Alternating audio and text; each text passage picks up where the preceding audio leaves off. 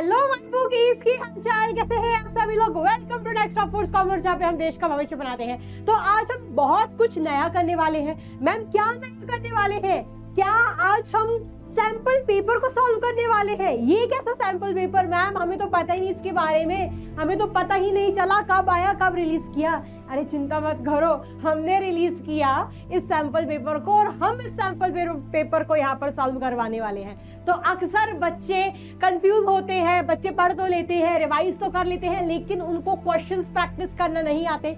CBSE द्वारा जो format release किया गया है, जो अभी उनके एग्जामिनेशंस होने वाले हैं, उस एग्जामिनेशन में कैसे क्वेश्चन पूछे जाएंगे, क्या फॉर्मेट होगा, वो बच्चों को नहीं पता होता। तो यही सब दिक्कतों को मद्देनजर रखते हुए हम आपके लिए लेके आए हैं बिजनेस स्टडीज का मॉडल पेपर, या आप इसको प्यार से सैंपल पेपर भी बोल सकते हो। ठीक है, तो ये जो सैंपल पेपर मैं अभी सॉल्व करवाने वाली हूं, ये कंप्लीटली आपका सीबीएसई के फॉर्मेट के अकॉर्डिंग ही होगा। मतलब जो भी आपके स्कूल वाले आपसे क्वेश्चंस बना के पूछेंगे ना बेटा, वो इसी सीबीएसई फॉर्मेट के अकॉर्डिंग ही सब होने वाला है। और क्या क्वेश्चंस आ सकते हैं, क्या प्रोबेबिलिटी हो सकती है, किस टाइप के केस स्टडी वाले एमसीक्यूज आएंगे, किस टाइप के स्ट्रेट फॉरवर्ड वाले क्वेश्चंस आएंगे, तो क्या क्या क्वेश्चंस का फॉर्मेट रहने वाला है, क्या इंपॉर्टेंट पार्ट है, क्या क्या इंपॉर्टेंट क्वेश्चंस है, वो सारी चीजों को हम यहां पर सॉल्व करने वाले हैं, यहां पर डिस्कस करने वाले हैं। तो अभी तक आप अगर सारे सोर्सेस छान चुके थे, आपको कुछ समझ नहीं आता था कि यार किस प्रकार के क्वेश्चन हमारे पेपर में पूछे जाएंगे, तो आपको डरने की जरूरत नहीं है, बिकॉज आप जो वीडियो देख रहे हो वो आपके लिए ही बनी है गाइस। तो चलिए यार शुरू करते हैं हमारे इस प्यारे से मॉडल पेपर को। तो आप इसे सैंपल पेपर बोलो, या आप इसे मॉक टेस्ट बोलो, या आप इसे मॉडल पेपर बोलो, बात एक ही है। ठीक है, और ये कंप्लीटली सीबीएसई पैटर्न के अकॉर्डिंग ही डिजाइन किया गया है। तो आपको पता ही है कि आपके पेपर जो होता है वो 3 घंटे का होता है, 80 नंबर का होता है, 80 नंबर का होगा, बाकी 20 नंबर का आपका प्रोजेक्ट वगैरह होगा। ठीक है, आपके पेपर में टोटल 34 क्वेश्चंस पूछे जाएंगे। कितने क्वेश्चंस पूछे जाएंगे? टोटल 34 क्वेश्चंस पूछे जाएंगे। ठीक है, हर क्वेश्चन के आगे मार्क्स उसके इंडिकेटेड होंगे। 1 नंबर का क्वेश्चन है तो 1 नंबर लिखा रहेगा, 6 नंबर का क्वेश्चन है तो 6 नंबर लिखा रहेगा। ठीक है, आंसर जो आप दोगे, आप ब्रीफ देना, टू द पॉइंट देना, फालतू के इतने बड़े बड़े फर्रे बनाने की कोई भी जरूरत नहीं है। टू द पॉइंट आंसर लिखो, जितना बोला गया है उतना ही लिखो, फालतू में इतना अपना टाइम वेस्ट मत करो। ठीक है, तो जो क्वेश्चंस 3 नंबर के होंगे उनमें आपको 50 to 70 वर्ड्स लिखने हैं। 52, अरे यार ये क्या हो रहा है, कितना लिखना है? 50 to 75 वर्ड्स लिखने हैं जो क्वेश्चन 3 नंबर के होंगे। जो क्वेश्चन 4 नंबर के होंगे उसमें आपको लगभग 150 वर्ड्स लिखने हैं। ठीक है, जो क्वेश्चन 6 नंबर के होंगे उसमें आपको लगभग 200 वर्ड्स लिखने हैं। और जितने भी क्वेश्चंस आपसे पूछे जा रहे हैं सबको अटेम्प्ट करना है, सबको ट्राई करना है, कुछ भी खाली नहीं छोड़ के आना है। अगर आपको कोई आंसर नहीं आ रहा, कोई क्वेश्चन आपसे नहीं बन रहा, तो उससे रिलेटेड जो भी टॉपिक आपको याद आ रहा है ना आपके पेपर में, आप वो लिख के आ जाओ। ठीक है, लेकिन खाली मत छोड़ो। एंड ऐसा नहीं करना कि 3 नंबर के क्वेश्चन में खूब 500 शब्द लिख रहे हो और जब 6 नंबर के क्वेश्चन की बारी आई तब आपके पास वक्त ही नहीं बचा। तो आपको ये गलती बिल्कुल भी नहीं करनी है। आपको टाइम को प्रॉपरली मैनेज करते हुए चलना है। ठीक है, एक बार प्रैक्टिस जरूर करके जानी है, तभी आप मेन एग्जामिनेशन को अच्छे तरीके से सॉल्व करके जाओगे। अक्सर 12th क्लास के सैंपल पेपर तो रिलीज कर दिए जाते हैं, लेकिन बेचारे जो बोर्ड क्लास के बच्चे नहीं होते, जैसे हमारे 11th क्लास के बच्चे हैं, उनको कुछ सोल्यूशन नहीं मिलता, उनको कुछ समझ नहीं आता। लेकिन इस डर को खत्म करने के लिए, लेकिन आपको सोल्यूशन प्रोवाइड करने के लिए ही हमने ये मॉडल पेपर बनाया है। तो चलिए बिना किसी देर के हम सॉल्व करते हैं इस पेपर को। तो पहला क्वेश्चन आपका 1 मार्क का क्वेश्चन है। ठीक है, ये स्ट्रेट फॉरवर्ड एमसीक्यू है, इसमें केस स्टडी वाला एमसीक्यू आपसे नहीं पूछा गया। स्ट्रेट फॉरवर्ड एमसीक्यू है, ऐसे क्वेश्चंस भी आपके एग्जामिनेशन में पूछे जाएंगे, है ना, अगर आपके स्कूल वाले प्रॉपर सीबीएसई फॉर्मेट के अकॉर्डिंग ही चलते हैं। तो क्वेश्चन क्या है जी? क्वेश्चन ये है कि business activity involves dealing in goods and services on what basis, यानी जो बिजनेस एक्टिविटीज जो की जाती हैं, गुड्स एंड सर्विसेज में जो डील किया जाता है वो किस बेसिस पे होता है। ठीक है, इरेगुलर बेसिस होता है, एक बार ही किया जाता है, या रेगुलर बेसिस होता है, या इनमें से कोई भी नहीं? ये फर्स्ट चैप्टर का क्वेश्चन है, ठीक है, nature and purpose of business वाले चैप्टर का क्वेश्चन है। हमेशा मैं बोलती आई थी कि रेगुलरिटी होनी चाहिए, अगर रेगुलरिटी मिसिंग है तो वो बिजनेस नहीं कहलाएगा। ये फीचर्स ऑफ बिजनेस में हमने पढ़ा था। तो इसका आंसर क्या है? इसका आंसर है रेगुलर बेसिस, यानी रेगुलरिटी होनी चाहिए। अगर रेगुलरिटी नहीं है तो वो बिजनेस नहीं कहलाएगा, इसलिए हमारा सही आंसर बनेगा C, that is regular basis. ठीक है, चलिए अब सेकंड क्वेश्चन की ओर बढ़ते हैं। सेकंड क्वेश्चन क्या बोल रहा है? Buy comb and toys for children from Mangal Bazaar which is held. जो इंपॉर्टेंट पॉइंट्स होंगे, जो इंपॉर्टेंट कॉन्सेप्ट्स होंगे ना, आई विल अंडरलाइन देम, या मैं उनको सर्कल कर दूंगी ताकि आपको आसानी हो जाए, आप भी इसी अप्रोच के साथ अपने पेपर को सॉल्व करो। तो जो तरीका मैं अपना रही हूं ना, उसी अप्रोच को आप भी अपने पेपर में फॉलो करना कि किस तरीके से आपको आंसर करना है। ठीक है, तो क्या बोला गया है कि कॉम एंड टॉयज को खरीदो मंगल बाजार से। कहां से? मंगल बाजार से, जो हर क्या बोला है, एवरी सेकेंड ट्यूसडे, जो हर ट्यूसडे को, हर सेकेंड ट्यूसडे को ये होता है, ठीक है, शिवा टेम्पल के बाहर। मतलब हर महीने सेकेंड ट्यूसडे को ये हेल्ड होता है शिवा टेम्पल के बाहर। अब ये पूछा गया है ये किस प्रकार का रिटेलर है। ये क्वेश्चन इंटरनल ट्रेड वाले चैप्टर से है। कौन से चैप्टर से है? इंटरनल ट्रेड वाले चैप्टर से है। ठीक है, तो क्या बोला गया है? स्ट्रीट ट्रेडर, ठीक है, फिर है चीप जैक्स, फिर है मार्केट ट्रेडर, फिर है हॉकर्स एंड पेडलर्स। तो अगर आपको याद हो तो मार्केट ट्रेडर्स वो रिटेलर्स होते हैं जो एक फिक्स्ड डे को सेलेक्ट कर लेते हैं और उसी दिन अपने सामान को डिस्प्ले करके बेचते हैं। तो इसलिए हमारा सही आंसर क्या होगा? इसलिए हमारा सही आंसर होगा C, that is market trader. Hawkers and peddlers गली गली टू मूव करते हैं, अपना सामान बेचते हैं, तो ये तो बिल्कुल नहीं होंगे। ठीक है, चीप जैक्स भी लो प्राइसेस गुड्स में ही डील करते हैं, है ना। स्ट्रीट ट्रेडर भी इसका आंसर बिल्कुल भी नहीं हो सकता है ना। ये भी रेलवे स्टेशन वगैरह के बाहर अपने सामान को डिस्प्ले करते हैं। तो इसका ही सही आंसर है मार्केट ट्रेडर, जो पर्टिकुलर डे को सिलेक्ट करते हैं और उसी डे पे अपने सामान को बेचते हैं। इसलिए हमारा सही आंसर बनेगा C, that is market trader. Am I clear to you all? चलिए जी, थर्ड क्वेश्चन की ओर बढ़ते हैं। थर्ड क्वेश्चन क्या है? थर्ड क्वेश्चन है आपका, Which of the following document is prepared by the exporter? वो कौन सा डॉक्यूमेंट होता है? ये इंटरनेशनल बिजनेस का क्वेश्चन है। ये इंटरनेशनल बिजनेस जो हमारा लास्ट चैप्टर है, इंटरनेशनल बिजनेस, ये जो हमारा लास्ट चैप्टर है उस चैप्टर का ये क्वेश्चन है। ठीक है, तो ये बोला गया है कि वो कौन सा डॉक्यूमेंट है जो एक्सपोर्टर द्वारा प्रिपेयर किया जाता है और उसमें कार्गो की सारी डिटेल्स होते हैं, जैसे कि उसमें शिपर्स का नाम होता है, पैकेज के नंबर्स होते हैं, शिपिंग का बिल होता है, पोर्ट ऑफ डेस्टिनेशन होता है, ठीक है, और नेम ऑफ व्हीकल होता है। तो वो क्या होता है? यानी इसमें सारी क्या होती है? इसमें सारी शिपिंग से रिलेटेड ही डिटेल्स होती हैं। अब सारी जब ये चीजें हैं कि कितना आइटम है, क्या पोर्ट ऑफ डेस्टिनेशन है, कितने गुड्स, कितने पैकेज है, तो इसलिए इसका सही आंसर बनेगा A, that is shipping bill, because shipping bill में ही ये सारी चीजें आती हैं। ठीक है, सिंपल। इंटरनेशनल ट्रेड वाले चैप्टर से, जो लास्ट हमारा चैप्टर इंटरनेशनल बिजनेस, उस चैप्टर से अक्सर सीधे क्वेश्चन ही आते हैं, स्ट्रेट फॉरवर्ड क्वेश्चन ही आते हैं, बिकॉज वो जो चैप्टर है पर्टिकुलरली टफ माना जाता है अगर मैं कंपेयर करूं उसको बाकी के चैप्टर्स के साथ। ठीक है, तो उस चैप्टर से ज्यादातर स्ट्रेट फॉरवर्ड क्वेश्चन ही आने वाले हैं। तो आप घबराने की आपको कोई भी जरूरत नहीं। अगर आपको वो चैप्टर टिपिकल लगता है, so you can take a deep breath. ठीक है, चलिए जी, अब हम नेक्स्ट क्वेश्चन की ओर बढ़ते हैं। नेक्स्ट क्वेश्चन क्या है जी? नेक्स्ट क्वेश्चन है, Amrit is an NGO operating in the district of Rajkot since 2005। Amrit एक एनजीओ है जो कि राजकोट डिस्ट्रिक्ट से ऑपरेट कर रहा है 2005 से। ठीक है, ये क्या है? ये केस स्टडी बेस्ड एमसीक्यू है। ये केस स्टडी बेस्ड एमसीक्यू है। इस प्रकार के क्वेश्चन आपके पेपर में आएंगे। ये केस स्टडी टाइप एमसीक्यू है। ठीक है, तो क्या बोला गया है कि अमृत एक एनजीओ है जो कि राजकोट डिस्ट्रिक्ट से ऑपरेट कर रहा है 2005 से।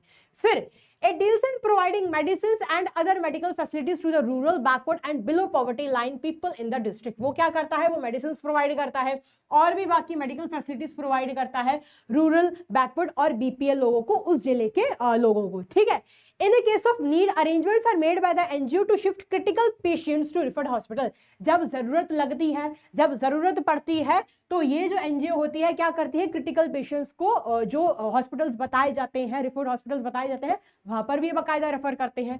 ठीक है, तो name the type of human activities performed by the NGO Amrit. तो कौन सी प्रकार की ह्यूमन एक्टिविटीज अमृत एनजीओ ने की है, वो आपको ये बताना है। अब क्योंकि ये एनजीओ है, क्योंकि ये क्या है, एनजीओ है, तो ये प्रॉफिट नहीं कमाती, तो ये पैसा नहीं कमाती, है ना। और ऑप्शंस क्या दिए गए हैं, ऑप्शंस आपको दिए गए हैं, पहला इकोनॉमिक एक्टिविटीज जहां पर पैसा कमाया जाता है, ठीक है, जहां पर पैसा कमाया जाता है, जो मनी से रिलेटेड होता है, जो मनी से रिलेटेड होता है, ठीक है। फिर नेक्स्ट क्या है जी, फिर नेक्स्ट है नॉन इकोनॉमिक एक्टिविटीज, इसमें क्या होता है, जो पैसों से रिलेटेड नहीं है। तीसरा स्पिरिचुअल एक्टिविटीज, ये कोई भक्ति पूजा पाठ तो कर नहीं रहे हैं, तो ये भी नहीं होगा, है ना। फिर डी क्या है, फिर डी है नॉन ऑफ द अबव, तो ये भी नहीं होगा। अब आपको दो ऑप्शंस में कंफ्यूजन हो रही होगी, ए और बी में। अब ए क्या बोलता है, जो पैसों से रिलेटेड हो, यहां पर ये पैसा नहीं कमाते हैं, यहां पर ये सेवा ही करते हैं, है ना, तो इसलिए हमारा सही आंसर होगा B, that is non economic activities, ठीक है। I am clear to you all क्यों इसका नॉन इकोनॉमिक एक्टिविटीज आंसर आया। चलिए जी, बहुत बढ़िया। अब हम नेक्स्ट क्वेश्चन की ओर मूव करते हैं, अब हम नेक्स्ट क्वेश्चन की ओर मूव करते हैं। नेक्स्ट क्वेश्चन क्या है जी, नेक्स्ट क्वेश्चन है मधु हिमांशु, ये भी केस स्टडी टाइप एमसीक्यू ही है, ठीक है। ये जो क्वेश्चन था आपका, ये चैप्टर फर्स्ट से था, ठीक है, ये चैप्टर फर्स्ट का क्वेश्चन था। अब देखो, अब ये क्या क्वेश्चन है, अब क्वेश्चन है Madhu Himanshu Mayak are doing business in partnership, Madhu Himanshu और मयक बिजनेस कर रहे हैं पार्टनरशिप में, ठीक है। एज पर द टर्म्स के according the liability of the Madhu and Mayank is limited, जो मधु और मयंक की जो लायबिलिटी है वो लिमिटेड है। क्या है, मधु और मयंक की लायबिलिटी लिमिटेड है, जबकि हिमांशु की जो लायबिलिटी है वो अनलिमिटेड है। एक बार इसको लिख देती हूं, हिमांशु की जो लायबिलिटी है वो क्या है, वो अनलिमिटेड है, ठीक है, वो अनलिमिटेड है। एंड अदर मेंबर्स की जो लायबिलिटी है, अदर मेंबर्स जो है उनकी लायबिलिटी क्या है, उनकी लायबिलिटी लिमिटेड है। अगर आपको याद हो तो हमने दो प्रकार की पार्टनरशिप्स पढ़ी हैं, है ना। We have studied two types of partnerships, types of partnerships में हमने दो प्रकार की पार्टनरशिप्स पढ़ी थी। एक होता है जनरल पार्टनरशिप, एक क्या होता है, एक होता है हमारा जनरल पार्टनरशिप, और दूसरा होता है लिमिटेड पार्टनरशिप, और दूसरा होता है लिमिटेड पार्टनरशिप, ठीक है। और दूसरा क्या होता है, और दूसरा होता है लिमिटेड पार्टनरशिप। अगर आपको याद हो, एक होता है जनरल और एक होता है लिमिटेड। जो जनरल पार्टनरशिप होती है, अगर आपको याद हो, बिल्कुल बढ़िया पार्टनरशिप होती है, जैसे नॉर्मल पार्टनरशिप होती है ना, वही आपकी जनरल पार्टनरशिप होती है। लेकिन जो लिमिटेड लायबिलिटी पार्टनरशिप होती है ना बेटा, उसमें क्या होता है, उसमें एक बंदे की जो लायबिलिटी होती है वो अनलिमिटेड होती है, बाकी लोगों की जो लायबिलिटी होती है वो लिमिटेड होती है, ठीक है। अब ऑप्शंस क्या दिए गए हैं, ध्यान से देखना। पहला है सीक्रेट पार्टनरशिप, ये तो बिल्कुल नहीं हो सकता, किसी का रिलेशन छुपाया नहीं गया, तो ये तो बिल्कुल हटा दो। बी है दूसरा लिमिटेड लायबिलिटी पार्टनरशिप, हाँ ये है, दो प्रकार की होती है, जनरल और लिमिटेड, है ना। जनरल बिल्कुल बढ़िया पार्टनरशिप होती है, नॉर्मल पार्टनरशिप भी होती है। अब इस केस में थोड़ा सी जो चीजें हैं वो अलग है, इसलिए हमारा आंसर बनेगा limited liability partnership. Nominal partnership में जो पार्टनर होता है वो नेम देता है गुडविल के लिए, ठीक है, तो ये भी नहीं होगा। ना ही कोई एक्टिव पार्टनरशिप है, ठीक है, यहाँ पर ये नहीं बताया गया है कि सारे पार्टनर्स एक्टिवली पार्टिसिपेट कर रहे हैं, ऐसा भी कुछ नहीं है, इसलिए हमारा सही आंसर बनेगा B, that is limited liability partnership. Am I clear to you all. चलिए जी, तो क्या बोला गया है, option B is your correct answer, ठीक है। चलिए आगे बढ़ते हैं जी, अब हम आगे बढ़ते हैं, अब हम नेक्स्ट क्वेश्चन की ओर बढ़ते हैं। नेक्स्ट क्वेश्चन है आपका picture based question, picture based question, assertion reason based question, statement based question. ये भी पक्का आपके पेपर में आते हैं, आपके स्कूल वाले पक्का ऐसे पूछेंगे, अगर वो नहीं पूछते हैं तो समझ लो फिर वो फॉर्मेट के अकॉर्डिंग चल ही नहीं रहे हैं। वैसे assertion reason based question, picture based question, statement based question आते हैं, एक तो आते ही हैं, इससे भी ज्यादा आ जाते हैं, ठीक है। तो ये क्या है, ये आपका पिक्चर बेस्ड क्वेश्चन है ना। क्वेश्चन क्या दिया गया है वो पढ़ते हैं। सबसे पहले क्वेश्चन ये दिया गया है कि identify the type of business organisation depicted in the picture given above in which the owner has unlimited liability and he enjoys all the profits and bears all the losses। अगर आप इस picture को भी ना देखो, है ना, और इनकी बात को ही देख लो ना, तो भी आपको आंसर समझ आ जाए, या अगर आप इस पिक्चर को भी देख लो और इनकी जो बात बोली गई है अगर आप उसको भी ना देखो तो भी आपका आंसर बन जाए। इतना सिंपल प्यारा सा क्वेश्चन है। अक्सर जो पिक्चर बेस्ड क्वेश्चन होते हैं ना बहुत सिंपल होते हैं, ठीक है। तो क्या है, इसमें जो ओनर की जो लायबिलिटी है वो अनलिमिटेड लायबिलिटी है और वो सारे प्रॉफिट एंड लॉसेस उसी के हैं, है ना, सारे दुख सुख उसी के हैं। और इस पिक्चर को आप देख के समझ आ रहे हो ये क्या क्या कर रहा है, इधर ये काम भी कर रहा है, ये काम भी कर रहा है, ये काम भी कर रहा है, सारे काम वो खुद कर रहा है यार। तो कौन सा टाइप है, सिंपल सोल प्रोप्राइटरशिप। तो इसका आंसर क्या होगा, इसका आंसर होगा B, that is sole proprietorship. ठीक है, अगर आपको ये सैंपल पेपर जो मॉडल पेपर हम आपके लेके आ रहे हैं अगर आपको बढ़िया लग रहा है तो अपने प्यारे प्यारे कमेंट जरूर बताएं। अगर आपको जो मैं डिस्कस कर रही हूं अगर आपसे ये क्वेश्चंस बन रहे हैं, अगर आपका कॉन्फिडेंस बूस्टअप हो रहा है तो जरूर अपने प्यारे प्यारे कमेंट्स हमारे कमेंट बॉक्स में दिखाएं। ठीक है, चलिए जी, फिर क्या बोला गया है कि सोल प्रोप्राइटरशिप है इसका आंसर। पार्टनरशिप तो हो ही नहीं सकता, कोई एक से ज्यादा व्यक्ति तो यहाँ पर है नहीं, ना ही जो एचयूएफ हो सकता है, ठीक है, ना ही ये कंपनी हो सकता है, इसलिए इसका सही आंसर बनेगा B, that is sole proprietorship. चलिए जी, बहुत बढ़िया बहुत बढ़िया। अब हम आगे बढ़ते हैं, अब हम नेक्स्ट क्वेश्चन की ओर बढ़ते हैं।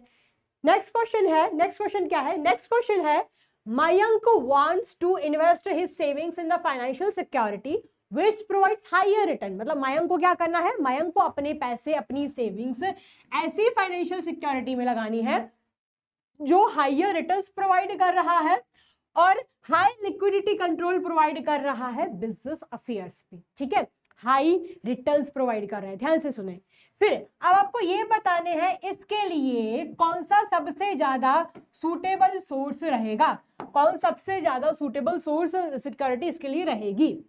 ठीक है, ट्रेड क्रेडिट क्या बोलता है, जो ट्रेड क्रेडिट होता है वो शॉर्ट टर्म का सोर्स होता है, आपको पता ही होगा। लोन यहाँ पर नहीं हो सकता, लोन तो काफी ही ज्यादा रिस्की फॉर्म है। ठीक है, वहां पर आपको हाई रिटर्न भी नहीं मिलता भाई, ये तो लोन हो ही नहीं सकता। ना ही डिबेंचर्स हो सकता है। इक्विटी शेयर्स इसका आंसर हो सकता है, बिकॉज इक्विटी शेयर्स में क्या होता है कि अगर कंपनी की बल्ले बल्ले हो रही है, अगर कंपनी बहुत प्रॉफिट कमा रही है तो कंपनी बहुत ज्यादा डिविडेंड पे करती है इस केस में, है ना। तो इस केस में आपको ज्यादा डिविडेंड मिल सकता है, डिबेंचर के केस में आपको फिक्स्ड परसेंट पे ही इंटरेस्ट मिलता है। तो इसलिए इसका आंसर बनेगा D, that is equity shares. ठीक है, समझ आया जी। चलिए जी, बहुत बढ़िया बहुत बढ़िया। I hope this is very clear to you all now. अब हम नेक्स्ट क्वेश्चन की ओर बढ़ते हैं। नेक्स्ट क्वेश्चन क्या है, ये जो क्वेश्चन था ये आपका सोर्सेस ऑफ बिजनेस फाइनेंस वाले चैप्टर से था, सोर्सेस ऑफ बिजनेस फाइनेंस वाले चैप्टर से था। ठीक है, अब नेक्स्ट क्वेश्चन देखो। नेक्स्ट क्वेश्चन क्या है, नेक्स्ट क्वेश्चन है a shopkeeper mister Rajan got his shop insured for 10 lakh against fire. एक शॉपकीपर मिस्टर राजन उनका नाम था, उन्होंने अपनी दुकान को इंश्योर करवाया 10 लाख के लिए अगेंस्ट फायर। ठीक है, फिर आफ्टर 3 मंथ्स 3 महीने बाद एक फायर ब्रोक आउट हो गई, आग लग गई, और जो एक्चुअल लॉस उनका एसेस हुआ था वो 4 लाख का ही था। ठीक है, तो मतलब इंश्योर्ड कितने के लिए करवाया, इंश्योर्ड उन्होंने करवाया 10 लाख का। ठीक है, 10 लाख का करवाया, है ना, और लॉस कितना हुआ था, लॉस हुआ था 4 लाख का, लॉस हुआ था 4 लाख का। अब मिस्टर राजन ने क्या किया ना, mister Rajan demanded 10 lakh from the insurance company. Mister Rajan गए, मिस्टर राजन ने बोला कि भाई मेरे को 10 लाख का लॉस हुआ है, मेरे को तो 10 लाख रुपए चाहिए आपसे। अब आप मेरे को ये बताओ, क्या जो मिस्टर राजन ने अमाउंट क्लेम की है, क्या वो अमाउंट सेम, क्या वो अमाउंट सही है? बिल्कुल सही नहीं है। बिकॉज क्या बोला जाता है, जितना आपको लॉस हुआ है आपको उतना ही कंपनसेशन मिलेगा। आई बस समझ, उन्होंने अगर इंश्योरेंस 10 लाख का करवाया तो उनको 10 लाख रुपए नहीं मिलेगा, बिकॉज जितना आपका लॉस होता है आपको उतना ही मिलेगा, है ना। ये कोई फायदा बनाने का सौदा नहीं है, again I am telling you. ठीक है, तो फिर इंश्योरेबल इंटरेस्ट क्या होता है, इंश्योरेबल इंटरेस्ट पे जो मैटर होना चाहिए आपको उसी मैटर पे आपको कंपनसेशन क्लेम करनी है, ये बोलता है इंश्योरेबल इंटरेस्ट। इंडेमनिटी ये बोलता है ये कोई फायदे बनाने का सौदा नहीं है, जितना आपका नुकसान हुआ है आपको उतना ही कंपनसेशन मिलेगा। गुड फेथ ये बोलता है कि अगर आप इंश्योरेंस करवा रहे हैं तो जो भी इंपॉर्टेंट मटेरियल फैक्ट्स है वो आपको डिस्क्लोज करने हैं, कोई भी सच आपको नहीं छुपाना। ठीक है, फिर कंट्रीब्यूशन क्या बोलता है कि अगर आपने एक से ज्यादा जगह से आपने इंश्योरेंस करवाया हुआ है और अगर आपको नुकसान होता है तो आपको कंट्रीब्यूशन अमाउंट लेनी है ना, सब जगह से पूरी भैया अमाउंट नहीं लेनी, ऐसा नहीं करना है आपको। तो इसलिए इसका सही आंसर क्या होगा, इसलिए इसका सही आंसर होगा बी, दैट इज इंडेमनिटी। ये कोई फायदा बनाने का सौदा नहीं है, जितना नुकसान हुआ है उतना ही या बढ़िया आपको कंपनसेशन मिलेगा। Am I clear to you all? चलिए जी, बहुत बढ़िया, I hope this is clear to you. अब हम नेक्स्ट क्वेश्चन की ओर बढ़ते हैं। नेक्स्ट क्वेश्चन क्या है? नेक्स्ट क्वेश्चन है which of the following is incorrect. ये कौन से चैप्टर का क्वेश्चन था? ये क्वेश्चन था बिजनेस सर्विसेज। यार बाद में याद आता है यार, जब नेक्स्ट क्वेश्चन की ओर बढ़ जाती हूँ ना फिर जाके मेरे को याद आ रहा है कि अरे हाँ यार उस चैप्टर, ये जो क्वेश्चन है कौन से चैप्टर से आ रहा है ये तो बताया ही नहीं। बेटा मैं इसलिए बता रही हूँ कि कौन सा क्वेश्चन कौन से चैप्टर से आ रहा है, ताकि अगर आपको कंफ्यूजन हो रही है, अगर आपसे कोई टॉपिक नहीं बन रहा, मान चलिए आपसे ये वाला क्वेश्चन नहीं बना है ना, और अब अगर आपको ये समझ नहीं आ रहा कि यार ये कौन से चैप्टर का क्वेश्चन है, कौन से चैप्टर का क्वेश्चन है, तो आपको इधर उधर भटकना ना पड़े, आपको परेशान ना होना पड़े, इसलिए मैं चैप्टर का नाम भी लिख दूंगी ताकि अगर आपसे वो टॉपिक नहीं बन रहा तो आप उस चैप्टर को अच्छे तरीके से रिवाइज कर पाओ। ठीक है, अभी भी बिकॉज आपके पास वक्त है, जब पेपर आ जाएगा ना तब आपके पास वक्त नहीं बचेगा। ठीक है, चलिए जी, तो ये बिजनेस सर्विस वाले चैप्टर का क्वेश्चन है, बिजनेस सर्विसेज वाले चैप्टर का ये क्वेश्चन है। अब क्या है जी, अब नेक्स्ट क्वेश्चन है which of the following is incorrect regarding the objectives of WTO। क्या बोला गया है कि विच of the following is incorrect regarding the objectives of WTO, मतलब इनमें से कौन सी स्टेटमेंट गलत है WTO के ऑब्जेक्टिव्स के रिगार्डिंग। WTO का मतलब क्या होता है? World Trade Organization. ये जो चैप्टर है ये आपका इंटरनेशनल बिजनेस वाले चैप्टर से ये क्वेश्चन बना है। ठीक है ना, उसमें ही आता है ना WTO। हाँ उसी में आता है, आई गेस उसी में आता है। हाँ चलिए जी, तो देखिए स्टेटमेंट्स क्या है, अपन एक बार उसको पढ़ लेते हैं। सबसे पहली स्टेटमेंट है A reduction of tariffs and other trade barriers imposed by different countries, मतलब टैरिफ्स का रिडक्शन होना और बाकी ट्रेड बैरियर्स को इम्पोज करना अलग अलग कंट्रीज पे, तो ये करेक्ट है, ये WTO का काम होता है जी। इसको करेक्ट लिख देती हूँ, सी स्टैंड्स फॉर करेक्ट। ठीक है, फिर बी स्टेटमेंट क्या है जी? बी स्टेटमेंट है engage in such activities which improve the standards of living, create employ, increase income etcetera. ऐसी एक्टिविटीज में इंगेज होना जो स्टैंडर्ड ऑफ लिविंग को इंक्रीज करे, एम्प्लॉयमेंट अपॉर्चुनिटीज को क्रिएट करे और इनकम भी क्रिएट मतलब बढ़ाए, ये भी करेक्ट है, ये भी WTO करता है यार, है ना, ये भी करेक्ट है। फिर क्या है? फिर सी है no emphasis on sustainable development.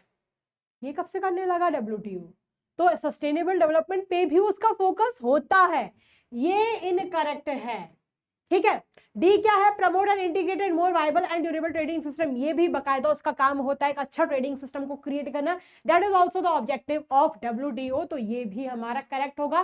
तो हम ये पता कर पा रहे हैं कि इनकरेक्ट स्टेटमेंट सी है, मतलब कोई एम्फोसिस नहीं करता सस्टेनेबल डेवलपमेंट पे, ये गलत है। वो करता है डेवलपमेंट, वो करता है फोकस सस्टेनेबल डेवलपमेंट पे। ठीक है, बढ़िया। चलिए जी, अब हम नेक्स्ट क्वेश्चन की ओर बढ़ते हैं। नेक्स्ट क्वेश्चन क्या है जी? नेक्स्ट क्वेश्चन है आपका रीड द फॉलोइंग स्टेटमेंट्स। ये असर्शन रीजन बेस्ड क्वेश्चन है, ये असर्शन रीजन बेस्ड क्वेश्चन है। ठीक है, असर्शन रीजन बेस्ड क्वेश्चन पक्का आपके एग्जामिनेशन में आएंगे अगर आपके स्कूल वाले प्रॉपर CBSE फॉर्मेट के अकॉर्डिंग ही क्वेश्चंस को डिजाइन करते हैं। ठीक है, चलिए जी, तो क्वेश्चन पढ़ लेते हैं। क्वेश्चन क्या है? असर्शन रीजन बेस्ड क्वेश्चन है। असर्शन क्या दिया गया है? असर्शन ये दिया गया है कि business does not need any particular qualification, business को किसी भी पर्टिकुलर क्वालिफिकेशन की जरूरत नहीं पड़ती। रीजन इसको क्या क्लेम कर रहा है? रीजन ये बोल रहा है कि बिजनेस जो है उसको कोई स्पेसिफिक कोड ऑफ कंडक्ट नहीं होता। अब देखो, ये जो दोनों बातें हैं ये है तो सही, है ना, ये है तो सही, बोल तो सही रही है, लेकिन ये अपनी अपनी जगह सही है। मतलब जो रीजन है वो असर्शन को ट्रूली क्लेम, ट्रूली सेटिस्फाई नहीं कर पा रहा है। बात सही है, लेकिन रीजन इसको वैलिडेट ही नहीं कर पा रहा ना असर्शन को, है ना। यही तो काम होता है असर्शन और रीजन का, कि अगर रीजन असर्शन की बात को ट्रूली वैलिडेट कर पा रहा है, ट्रूली उसको प्रूव कर पा रहा है, तो आप उसको सही मानोगे, वरना नहीं मानोगे। तो हम इसका क्या आंसर देंगे? हम इसका ये आंसर देंगे both A and R are true and R is the correct, ये नहीं देंगे। हम ये आंसर देंगे कि both A and R are true and R is not the correct explanation of A। आई बात समझ? बिकॉज अब दोनों स्टेटमेंट सही है, लेकिन जो R है वो करेक्टली एक्सप्लेन, करेक्टली वैलिडेट नहीं कर पा रहा है रीजन को। ठीक है, am I clear to you all? चलिए, ये जो क्वेश्चन है ये आपके फर्स्ट चैप्टर का क्वेश्चन है, nature and purpose of business का ये क्वेश्चन है, nature and purpose of business वाली चैप्टर का ये क्वेश्चन है। ठीक है, चलिए जी, फटाफट नोट डाउन कर लीजिए। हाँ जी बच्चों, तो आई होप आपने इधर तक नोट डाउन कर लिया होगा। अब हम बढ़ेंगे हमारे 11th क्वेश्चन की ओर। जो ये बोल रहा है dash is the written document, कौन वो रिटन डॉक्यूमेंट होता है जो एथिकल प्रिंसिपल्स को डिफाइन करता है ऑफ कंडक्ट। काफी इजी है यार।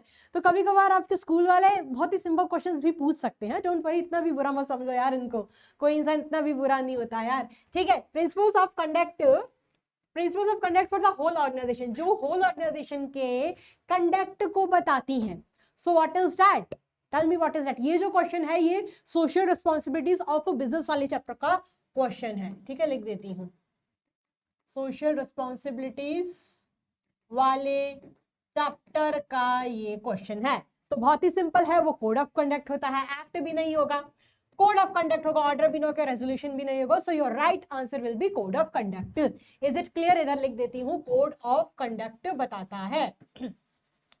चलिए जी आगे बढ़ते हैं जी, अब आगे बढ़ते हैं। अब नेक्स्ट क्वेश्चन क्या है? नेक्स्ट क्वेश्चन है, if a company aims at fulfilling the social obligations, then it has to compromise with its goal of profit maximization।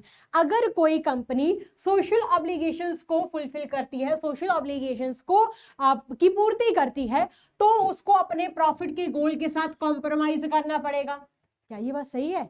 क्यों करना पड़ेगा यार? सोशल ऑब्लिगेशंस को भी फुलफिल कर सकती है और प्रॉफिट मैक्सिमाइजेशन के गोल को भी फुलफिल कर सकती है, आराम से दोनों चीजों को वो कर सकती है।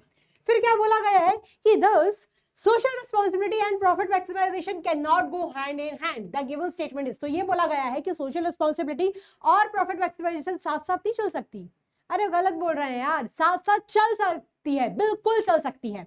तो क्या बोला गया है कि फॉल्स है ये स्टेटमेंट, ठीक है। इसलिए जो स्टेटमेंट है ये कंप्लीटली फॉल्स बन जाएंगी, बिकॉज दोनों साथ साथ में की जाती हैं। अगर कोई बिजनेस सोशल रिस्पॉन्सिबिलिटीज को फुलफिल कर रहा है, at the same time it can earn profit as well, ठीक है। चलिए जी बहुत बढ़िया, अब हम नेक्स्ट क्वेश्चन की ओर बढ़ते हैं। नेक्स्ट क्वेश्चन क्या है जी? नेक्स्ट क्वेश्चन आपका स्टेटमेंट बेस्ड क्वेश्चन है। मैंने आपको बोला था assertion is based question, picture based question और स्टेटमेंट बेस्ड क्वेश्चन पक्का पूछे जाते हैं, ठीक है। तो ये स्टेटमेंट बेस्ड क्वेश्चन है, ठीक है। तो स्टेटमेंट फर्स्ट स्टेटमेंट सेकंड दी गई है, अब हमको ये बताना है दोनों स्टेटमेंट सही है, दोनों स्टेटमेंट गलत है, एक सही है एक गलत है, वी विल डिस्कस इट, है ना। तो trade credit is a credit extended by one trader to another for the purchaser of goods and service. पहली स्टेटमेंट ये बोल रही है कि ट्रेड क्रेडिट एक ऐसा तरीका होता है, एक ऐसा उधारी होती है जो एक ट्रेडर दूसरे ट्रेडर को देता है, ठीक है। तो ट्रेड क्रेडिट क्या प्रमोट करती है? परचेस ऑफ सप्लाईज को प्रमोट करती है, मतलब आप सामान लेके जा सकते हैं विदाउट इमीडिएट पेमेंट, मतलब बिना अभी एकदम तुरंत पेमेंट किए आप सामान को लेके जा सकते हैं। स्टेटमेंट फर्स्ट ये बोल रही है, ठीक है। तो ये सही ही है, ये स्टेटमेंट तो करेक्ट है, हाँ ऐसा ही होता है ट्रेड क्रेडिट में, बिल्कुल। स्टेटमेंट सेकंड क्या बोल रही है? स्टेटमेंट सेकंड ये बोल रही है कि trade credit is commonly used by business organisation as a source of long term finance. जो ट्रेड क्रेडिट है वो बिजनेस ऑर्गेनाइजेशन यूज करते हैं लॉन्ग टर्म फाइनेंस के लिए। वाह क्या बात कही, लॉन्ग टर्म फाइनेंस नहीं ब्रो, शॉर्ट टर्म फाइनेंस आएगा, लॉन्ग टर्म फाइनेंस नहीं शॉर्ट टर्म फाइनेंस आएगा, है ना। इसलिए हमारी ये जो स्टेटमेंट है ये गलत बन रही है ना। इसलिए इसका सही आंसर क्या होगा? इसलिए इसका सही आंसर होगा स्टेटमेंट फर्स्ट ट्रू है एंड स्टेटमेंट सेकंड फॉल्स है, ठीक है। चलिए जी, I hope this is very clear to you all. ये जो क्वेश्चन है ये आपका सोर्सेस ऑफ बिजनेस फाइनेंस वाले चैप्टर का क्वेश्चन है, ये सोर्सेस ऑफ बिजनेस फाइनेंस वाले चैप्टर का क्वेश्चन है, ठीक है। तो उसको बहुत अच्छी तरीके से पढ़ना। अब हम आगे ट्रेड क्रेडिट ये जो है ये आपसे पूछ सकते हैं, है ना, ध्यान रखना ये पूछा जा सकता है, ट्रेड क्रेडिट इंपॉर्टेंट टॉपिक है। अब हम नेक्स्ट क्वेश्चन की ओर बढ़ते हैं। नेक्स्ट क्वेश्चन क्या है जी? नेक्स्ट क्वेश्चन है आपका विच of the following does not result from conducting ethical business. इनमें से कौन सी चीज एथिकल बिजनेस को कंडक्ट करने से नहीं आती, नहीं उसका आउटपुट होता?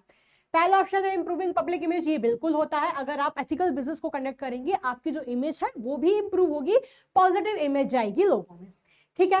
Earning people confidence and trust, जब आप एथिकल बिजनेस को परफॉर्म करेंगे तो आपकी अच्छी इमेज जनरेट होगी, उससे आपका कॉन्फिडेंस बिल्ड होगा, लोगों का आप पे विश्वास बढ़ेगा, ठीक है। तो ये भी बिल्कुल सही है। सफरिंग लॉसेस, भाई नुकसान क्यों होगा? अगर आप एथिकल बिजनेस को परफॉर्म करोगे तो आपका ही फायदा है, नुकसान क्यों होगा? तो ये तो बहुत ही गलत बात बोल दी यार इन्होंने, बुरा मान गई मैं। अब डी क्या है?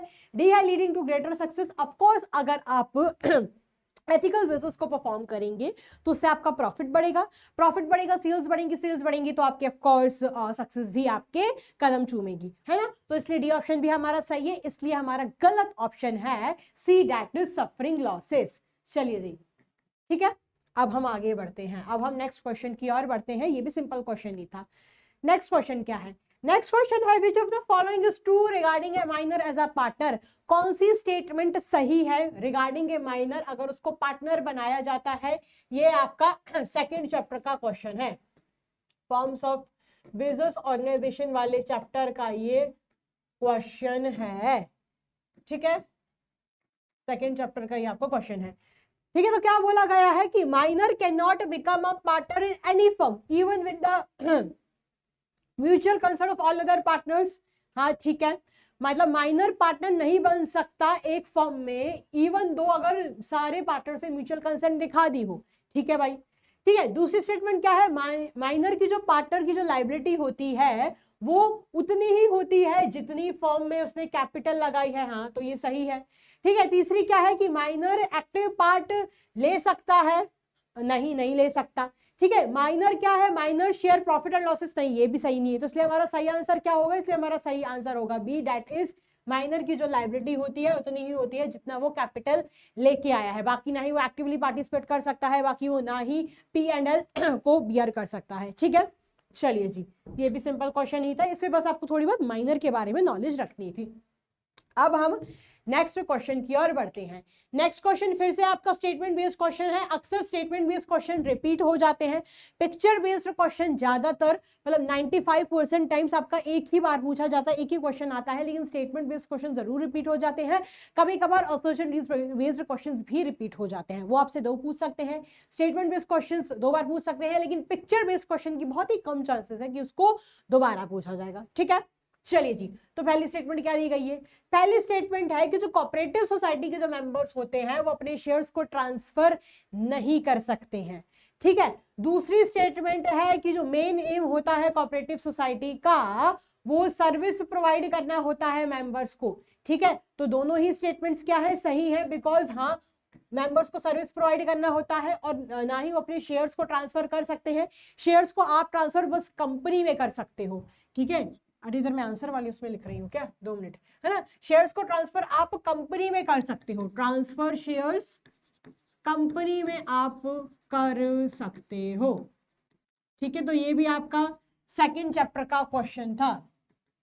चलिए जी, अब हम आगे बढ़ते हैं। सेकंड जो चैप्टर है ना बेटा आपका बहुत लेंथी चैप्टर है, उसमें से काफी सारे क्वेश्चंस आपके पूछे जाने वाले हैं। अब हम नेक्स्ट क्वेश्चन की ओर बढ़ते हैं। तो नेक्स्ट क्वेश्चन क्या है जी? इधर लिख देती हूँ यार, both the statements are true, ठीक है। नेक्स्ट क्वेश्चन क्या है जी? नेक्स्ट क्वेश्चन है जो सेंट्रल बैंक है हमारे देश का वो सुपरवाइज करता है, कंट्रोल करता है, रेगुलेट करता है सारी देश में जितनी भी देश में कमर्शियल बैंक्स की जो एक्टिविटीज हो रही होती हैं उनको सुपरवाइज करता है, कंट्रोल करता है और चलाता है, रेगुलेट करता है। अब इंडिया में कौन सा वो बैंक होता है जो इस रोल को परफॉर्म कर रहा होता है? The bankers of bank, the bankers of bank जिसका नाम है RBI, इधर लिख देती हूं बैंकर्स ऑफ बैंक, एक ही नाम है उसका जिसका नाम है RBI।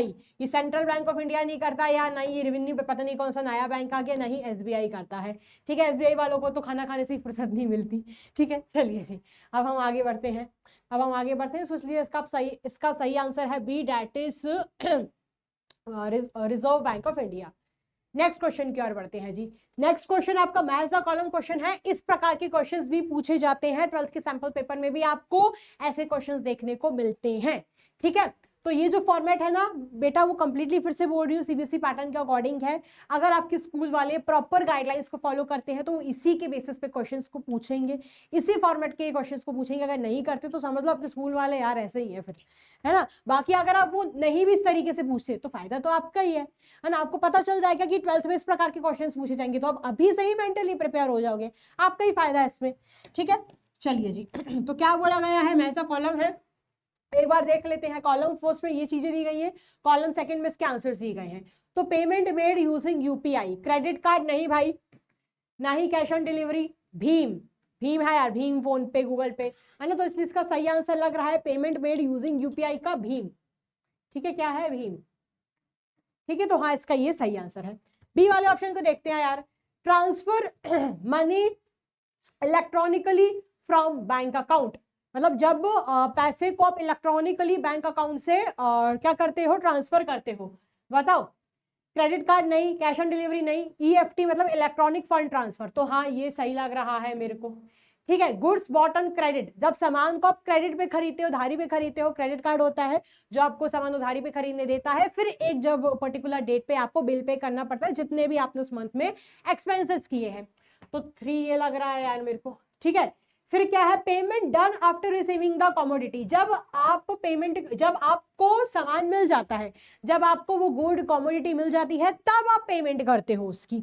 ठीक है, तब आप पेमेंट करते हो उसकी, तो इसका सही आंसर क्या होगा, इसका सही आंसर होगा कैश ऑन डिलीवरी। ठीक है, तो अब देखते हैं सीक्वेंस को अपन मैच करने की कोशिश करते हैं। 1 का डी इधर भी है, नहीं 1 का या डी, पेमेंट मेड यूजिंग, नहीं 1 का सी है, सॉरी 1 का सी है, तो 1 का सी इधर भी है और इधर भी है।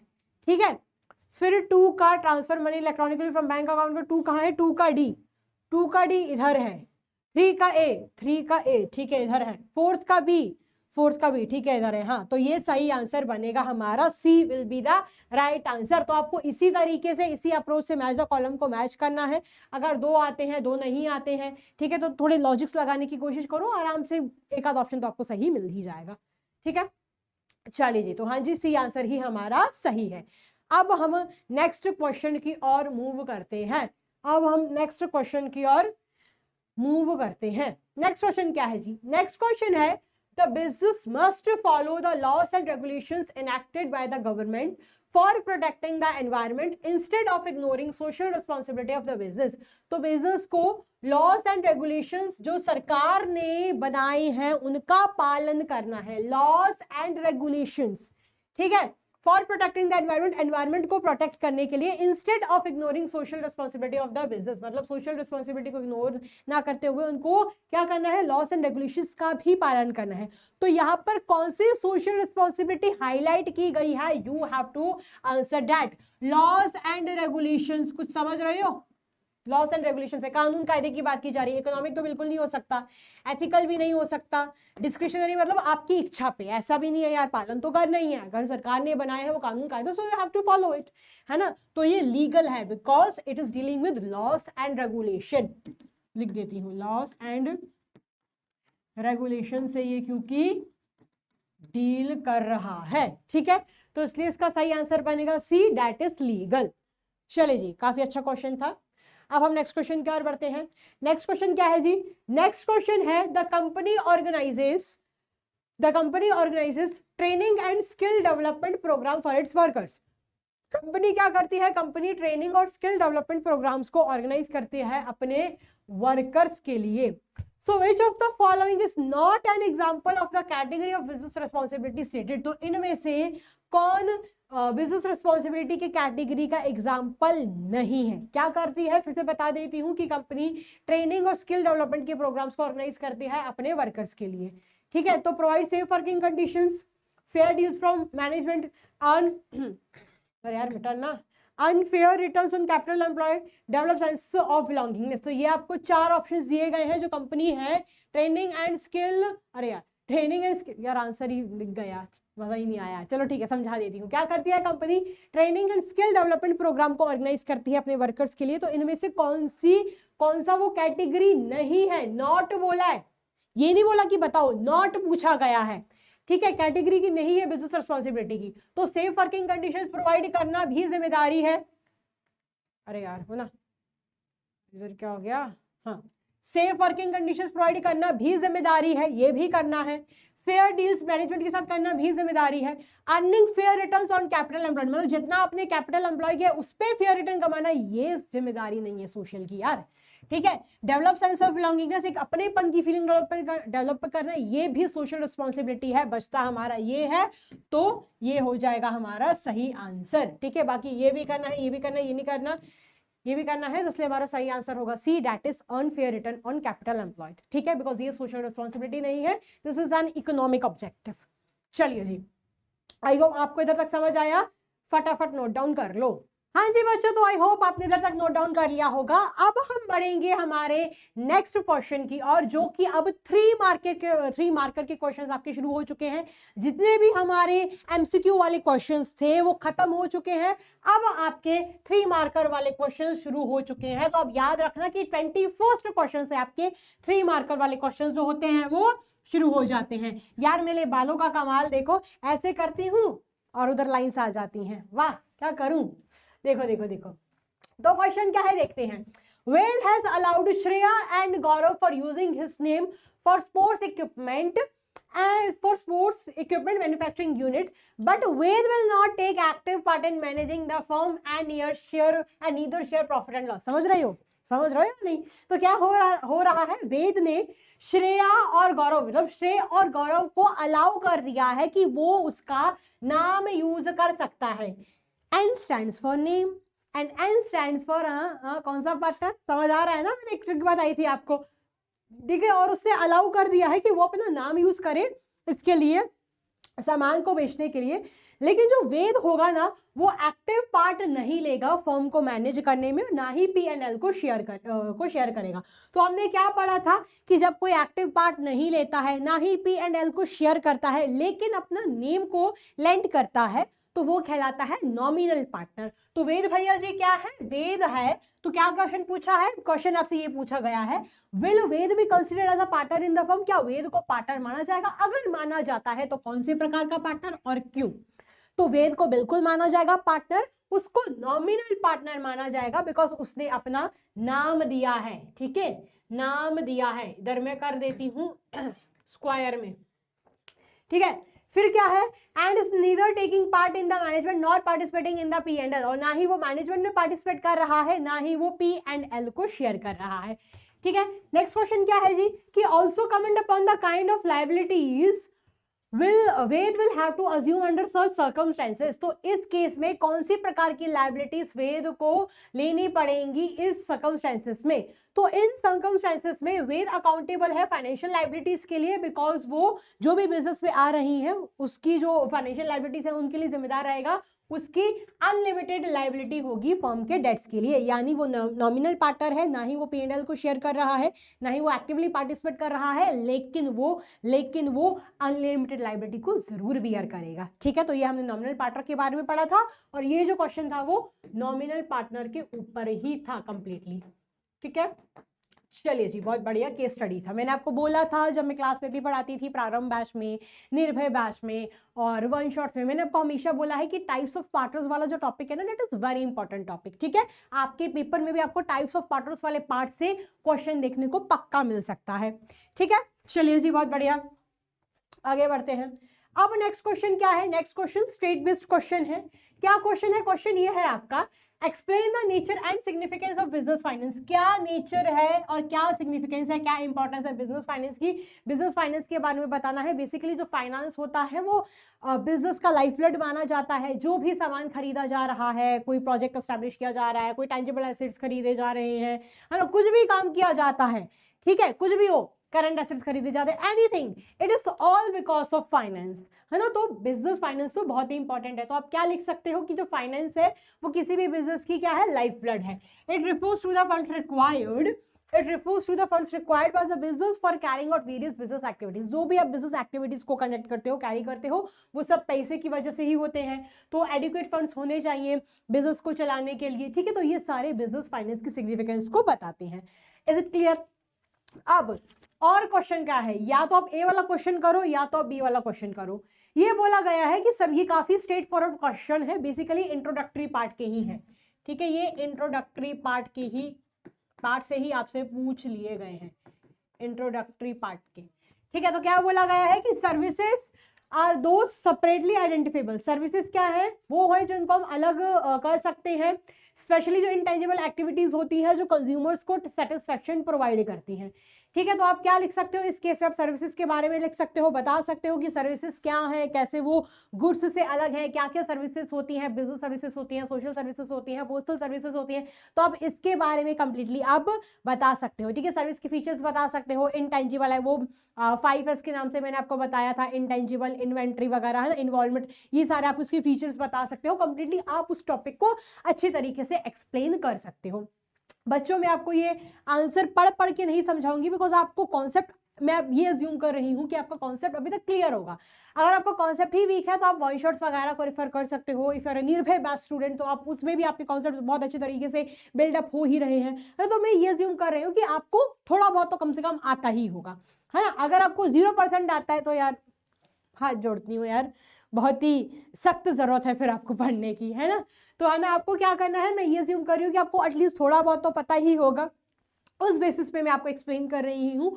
आंसर जो है वो आपको दिए गए हैं, आप इस हिसाब से लिख सकते हो, अपने मन से भी बना के लिख सकते हो। जो मैं बता रही हूँ वो लैंग्वेज को भी आप लिख सकते हो, जो अभी तो मैं आपको नॉर्मल इंग्लिश में एक्सप्लेन कर रही हूँ, आप इसको भी अपने मन से एक्सप्लेन करके लिख के आ सकते हो, आपके नंबर नहीं कटेंगे। ठीक है, चलिए जी, अब नेक्स्ट क्वेश्चन क्या है जी। नेक्स्ट क्वेश्चन है, Sameer has recently graduated from Delhi university. Sameer का रिसेंटली ग्रेजुएशन हुआ है दिल्ली यूनिवर्सिटी से। He is planning to open a new restaurant near the campus area. वो ये सोच रहा है कि मैं नया कैफे रेस्टोरेंट खोलूं कैंपस एरिया के बगल में। ठीक है, his father advised him to open a bank account. उसके पापा ने उसको ये सलाह दी कि तुम एक बैंक अकाउंट खोल लो जिसमें तुम पैसे को डिपॉजिट कर पाओ और पैसे को निकाल पाओ बहुत बारी, मतलब उसमें कुछ रेस्ट्रिक्शन ना हो। अब हमने अकाउंट्स काफी सारे पढ़े थे, savings account, currents accounts, FD account, fixed deposit account, multi option वाला अकाउंट पढ़ा था, तो काफी सारे अकाउंट्स पढ़े थे। अब इस केस में कौन सा अकाउंट उसके लिए सूटेबल है, you have to tell that. ये भी आपका बिजनेस सर्विस वाले चैप्टर का ही क्वेश्चन है ना। ये क्वेश्चन भी आपका बिजनेस सर्विसेज वाला चैप्टर का ही क्वेश्चन है। ठीक है, तो क्या बोला गया, कौन सा अकाउंट वो खोल सकता है। जब एक बिजनेसमैन को अकाउंट खुलवाना होता है तो जो मोस्ट प्रेफरेबल अकाउंट उसके लिए होता है वो होता है करंट अकाउंट। करंट अकाउंट पे रेस्ट्रिक्शंस नहीं होते, you can withdraw, you can deposit the amount any times, मतलब आप बहुत बार पैसे को जमा करा सकते हो, निकलवा सकते हो इन करंट अकाउंट। ठीक है, तो इस केस में उसके लिए करंट अकाउंट सूटेबल है। करंट अकाउंट पे ना के बराबर आपको इंटरेस्ट मिलता है। ठीक है, तो क्या बोला गया है कि इस केस में करंट अकाउंट उसके लिए बढ़िया रहेगा। ठीक है, करंट अकाउंट उसके लिए बढ़िया रहेगा। करंट डिपॉजिट अकाउंट उस करंट डिपॉजिट अकाउंट के बारे में थोड़ा सा फिर आपको बताना भी है, तो आप क्या बता सकते हो, the account holder can deposit and withdraw money when ever decide. तो जो अकाउंट होल्डर है वो पैसे को कभी भी डिपॉजिट करा सकता है, निकाल सकता है जब भी उसकी इच्छा हो। ठीक है, जब भी उसकी इच्छा हो। तो ये जो अकाउंट होता है जनरली बिजनेसमैन द्वारा खुलवाया जाता है ताकि वो एक सिंगल डे में बहुत सारे ट्रांजैक्शंस कर पाए, बिकॉज एक बिजनेसमैन को ही बहुत रिक्वायरमेंट पड़ती है पैसों वैसों की। ठीक है, तो इसलिए करंट अकाउंट स्पेसिफिकली उनके लिए होता है। ठीक है, am I clear to you all. चलिए जी, बहुत बढ़िया। अब हम नेक्स्ट क्वेश्चन की ओर मूव करते हैं। नेक्स्ट क्वेश्चन क्या है जी, नेक्स्ट क्वेश्चन आपका ये है कि karta is too powerful to run the business. Karta बहुत पावरफुल होता है बिजनेस को रन करने के लिए। इस स्टेटमेंट को आपको एक्सप्लेन करना है, मतलब कर्ता बहुत पावरफुल होता है बिजनेस को चलाने के लिए, तो आपको बेसिकली कर्ता के बारे में इस केस में बताना है। ठीक है, फिर ये जो क्वेश्चन है ये आपका चैप्टर 2 का क्वेश्चन है, और ये जो है ये आपका चैप्टर 1 का क्वेश्चन है। ये आपका चैप्टर 1 का क्वेश्चन है, ये आपके चैप्टर 2 का क्वेश्चन है। ठीक है, तो क्या बोला गया है, क्या बोला गया है कि कर्ता बहुत पावरफुल होता है एक बिजनेस को रन करने के लिए। स्टेटमेंट को एक्सप्लेन करना है, या आप कोई भी दो ट्रेड की जो ऑक्सिलरीज होती हैं जो ट्रेड को हेल्प करती हैं आप उसको एक्सप्लेन कर सकते हो। बहुत सारी हमने पढ़ी थी, transportation, banking, warehousing, finance, you can explain any two of them, है ना। या तो आपको ये एक्सप्लेन करना है कि कर्ता बहुत पावरफुल होता है बिजनेस को रन करने के लिए, तो आपको इस केस में कर्ता के बारे में बताना है कि जो कर्ता होता है वो सबसे सीनियर मोस्ट मेल मेंबर रहता है। जब कर्ता की मृत्यु हो जाती है तो जो next senior most male member रहता है वो कर्ता बन जाता है। कर्ता की जो लायबिलिटी होती है वो अनलिमिटेड होती है, बाकी सारे लोगों की जो लायबिलिटी होती है वो लिमिटेड होती है। ठीक है, कर्ता का पूरा पूरा कंट्रोल होता है, कंट्रोल रेगुलेट सब वही करता है, तो आपको इसमें कर्ता के बारे में ही लिखना है। ठीक है, तो क्या लिखा गया है कि under joint Hindu family business control of the business lies in the hand of कर्ता। तो इस केस में जो कंट्रोल होता है बिजनेस का कर्ता के हाथ नहीं होता है। जो भी डिसीजंस होते हैं कर्ता के वो दूसरे लोगों पर भी बाइंड होते हैं। अगर कर्ता इनएफिशिएंट है, इनकैपेबल है बिजनेस को मैनेज करने के लिए, तो वो बिजनेस नहीं चला पाएगा। तो जो कर्ता का डिसीजन होता है कभी कभार एक्सेप्ट भी नहीं किया जाता, तो ये उन्होंने बेसिकली कर्ता के बारे में लिखा गया है। लेकिन जो मेन फीचर्स है कर्ता के, आप वो जरूर लिख के आ जाना, आपको पूरे पूरे नंबर मिल जाएंगे। ठीक है, कोई भी 3 मार्क्स का क्वेश्चन है, 4 पॉइंट लिख दो, 4 पॉइंट आते हैं 4 पॉइंट लिख दो, 5 पॉइंट लिख दो अगर 5 पॉइंट आते हैं। ठीक है, बड़ी आपको पूरे नंबर मिल जाएंगे, आपका टीचर किसी हालत में आपके नंबर नहीं काटेगा। बता दो कि कर्ता की जो लायबिलिटी है अनलिमिटेड है ना, कर्ता कंट्रोल करता है, कर्ता के डिसीजंस बाइंडिंग होते हैं ऑल मेंबर्स पे। जब कर्ता की वृत्ति हो जाती है तो बाकी जो next senior most male member रहता है वो कर्ता बन जाता है। तो कोई भी, कितनी सारी मैंने आपको स्टेटमेंट बता दी, आप कोई भी 4 लिख के आ जाना। ठीक है, फिर क्या है जी, फिर है explain any 2 auxiliaries to trade. अब आपको कोई भी 2 ट्रेड की ऑक्सिलरीज एक्सप्लेन करनी है। ठीक है, तो कोई भी आप 2 एक्सप्लेन कर सकते हो, जैसे कि ट्रांसपोर्टेशन हो गया, कम्युनिकेशन हो गया। ट्रांसपोर्टेशन क्या है, जहां पर सामान बन रहा है वहां पर तो पूरा प्रॉपर बिक नहीं जाएगा, तो उसके लिए इसको मूव तो करना पड़ेगा, ट्रांसपोर्ट तो करना पड़ेगा, उसके लिए ट्रांसपोर्टेशन काम आता है। ठीक है, वेयर हाउसिंग के बारे में बता सकते हो, जहां पर सामान बना है ना, उसी दिन, तो जिस दिन सामान बना है उसी दिन तो सारा सामान बिक नहीं जाएगा, तो इसके लिए सामान को क्या करना पड़ता है, स्टोर करके रखना पड़ता है। And for that procedure warehousing is required, storage is required. तो आप उसके बारे में लिख दो, है ना। बिजनेस को प्रोटेक्ट करने के लिए, बहुत प्रकार के रिस्क से प्रोटेक्ट करने के लिए इंश्योरेंस करवाना पड़ता है, उसके बारे में लिख सकते हो। फाइनेंस के बारे में लिख सकते हो कि पैसों की रिक्वायरमेंट के लिए, क्रेडिट फैसिलिटी वगैरह के लिए, लोन्स के लिए आप फाइनेंस को अप्रोच कर सकते हो, बैंक्स वगैरह को अप्रोच कर सकते हो। सो you can explain any 3 of them clearly. ठीक है, अगर आपको 3 पॉइंट्स कर्ता के बारे में आते हैं तो तीनों पॉइंट्स अच्छे से लिख दो, अगर 4 आते हैं तो 4 लिख दो, अगर आपके पास टाइम है। मैं तो कहती हूँ कि इसके कर्ता के जो पॉइंट थोड़े बहुत ही है, मतलब छोटे छोटे होती है, तो उसको 4-5 लिख के आ जाओ। चलिए जी, अब हम आगे बढ़ते हैं। ये भी काफी स्ट्रेट फॉरवर्ड क्वेश्चन ही था। अब हम नेक्स्ट क्वेश्चन की ओर बढ़ते हैं। अब जो नेक्स्ट क्वेश्चन है हमारे, वो 4 मार्कर के क्वेश्चंस शुरू हो चुके हैं। वो क्या है, वो 4 मार्कर्स के क्वेश्चंस बेसिकली शुरू हो चुके हैं। 24 क्वेश्चन तक ध्यान रखना, 3 मार्कर के क्वेश्चंस होते हैं, 21, 22, 23, 24 3 मार्कर्स के क्वेश्चंस होते हैं। 25th क्वेश्चन से आपके 4 नंबर का क्वेश्चन शुरू हो जाएगा। ठीक है, चलिए जी, इसको एक्सप्लेन करो। तो क्या फायदे हैं, explain the following advantages of joint Hindu family business. HUF के आपको फॉलोइंग फायदे बताने हैं। लिमिटेड लायबिलिटी ऑफ मेंबर्स, ये आपको इसके बारे में एक्सप्लेन करना है। और कंटिन्यूड बिजनेस एग्जिस्टेंस, इसके बारे में आपको एक्सप्लेन करना है। या आप ये भी कर सकते हैं कि क्या क्या सर्विसेज होती है होलसेलर्स की, रिटेलर्स के लिए, आप इसको एक्सप्लेन करो। रिस्क शेयरिंग और मार्केटिंग सपोर्ट के बारे में। तो पहले अपन ए वाला एक बार पढ़ लेते हैं। ठीक है, तो लिमिटेड लायबिलिटी ऑफ मेंबर्स के बारे में क्या लिखा गया है कि कर्ता को छोड़ के बाकी जितने भी मेंबर्स होते हैं उनकी जो लायबिलिटी होती है लिमिटेड होती है, उतनी ही लिमिटेड होती है जितना बिजनेस में उनका शेयर होता है। बाकी कर्ता की जो लायबिलिटी होती है वो अनलिमिटेड होती है। ठीक है, फिर क्या है जी, फिर नेक्स्ट है कंटिन्यूड बिजनेस एग्जिस्टेंस। तो जो बिजनेस का जो ऑपरेशन होता है कर्ता की डेथ से, अगर कर्ता की मृत्यु हो जाती है, कर्ता को जेल हो जाती है, अगर कर्ता को कुछ होता है तो उससे फर्क नहीं पड़ता, because next senior most male member रहता है, वो क्या बन जाता है, वो कर्ता बन जाता है। ठीक है, तो ये हमने एक्सप्लेन कर दिया। अब नेक्स्ट क्या है जी, अब बी वाले पार्ट को देख लेते हैं। बी वाले पार्ट में आपको बोला गया है कि क्या क्या सर्विसेज होती है होलसेलर्स की, रिटेलर्स के लिए, आपको ये एक्सप्लेन करना है। पॉइंट्स आपको दिए गए हैं, risk sharing and then marketing support. ठीक है, तो रिस्क शेयरिंग में क्या बोला है, रिस्क शेयरिंग में आपको बोला गया है a retailer does not have to bother about risk of storage. एक रिटेलर को रिस्क ऑफ स्टोरेज इन मतलब स्टोर करके रखना पड़ेगा, इस चीज की दिक्कत, अगर प्राइस कम हो गया इस चीज की दिक्कत, अगर डिमांड में चेंजेस आ गए तो इन चीजों की दिक्कतों से उसको परेशान नहीं होना पड़ता है। ये सारे रिस्क होलसेलर खुद ही अपने कंधों पर उठाता है। ठीक है, फिर क्या है जी, फिर नेक्स्ट है मार्केटिंग सपोर्ट। फिर नेक्स्ट क्या है, मार्केटिंग सपोर्ट। मार्केटिंग सपोर्ट में क्या होता है, जो होलसेलर्स हैं वो एडवर्टाइजमेंट करते हैं और भी काफी सारे प्रमोशनल एक्टिविटीज करते हैं जिससे कंज्यूमर सामान खरीदे, तो इस प्रकार से वो मार्केटिंग सपोर्ट भी करते हैं रिटेलर्स के लिए। तो आप कुछ भी एक्सप्लेनेशन आप लिख सकते हो अगर आपका कॉन्सेप्ट स्ट्रॉन्ग है इसकी इसमें। ठीक है, चलिए जी, बहुत बढ़िया। अब हम आगे बढ़ते हैं। ये फिर से आपका स्ट्रेट फॉरवर्ड क्वेश्चन ही है।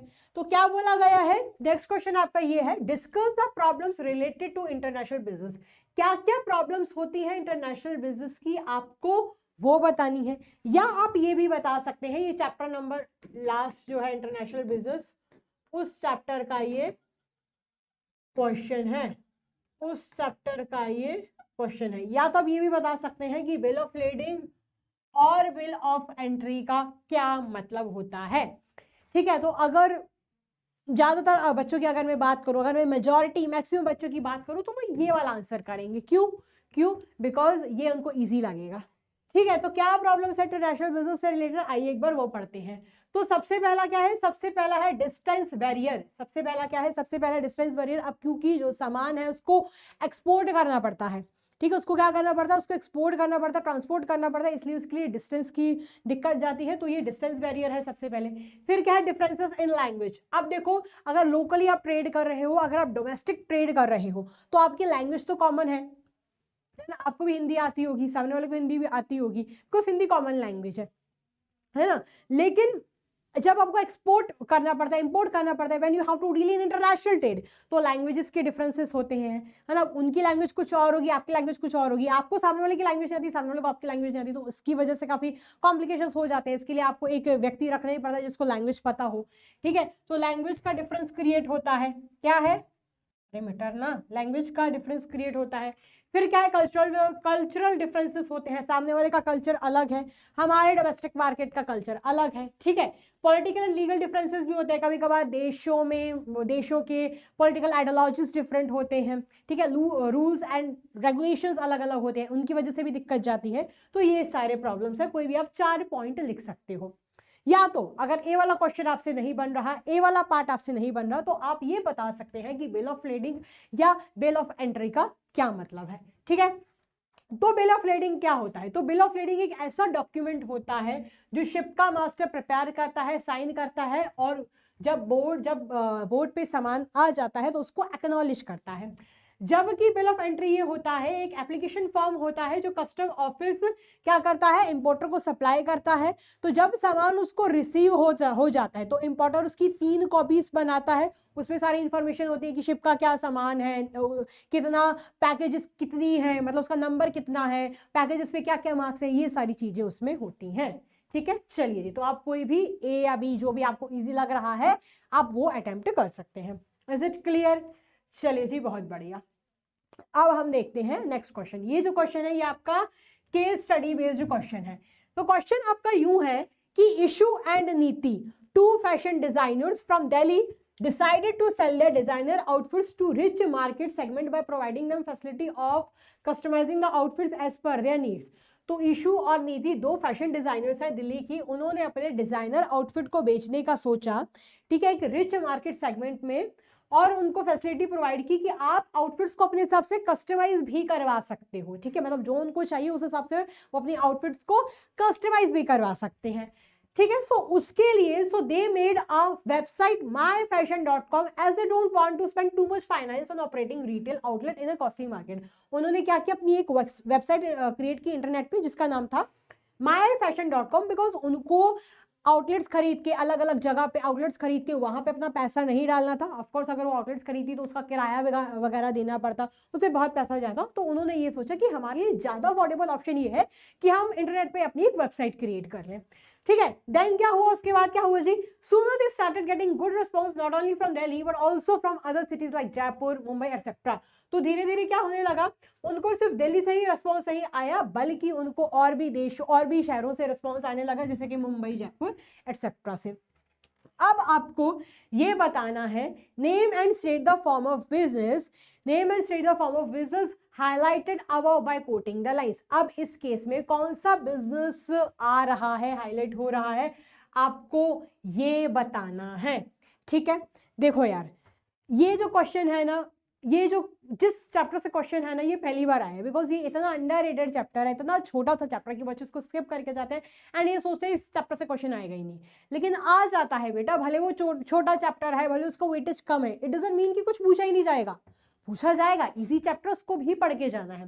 तो ये इमर्जिंग मोड्स ऑफ बिजनेस वाले चैप्टर से क्वेश्चन है। कहां से है, इमर्जिंग, अरे यार, इमर्जिंग मोड्स ऑफ बिजनेस वाले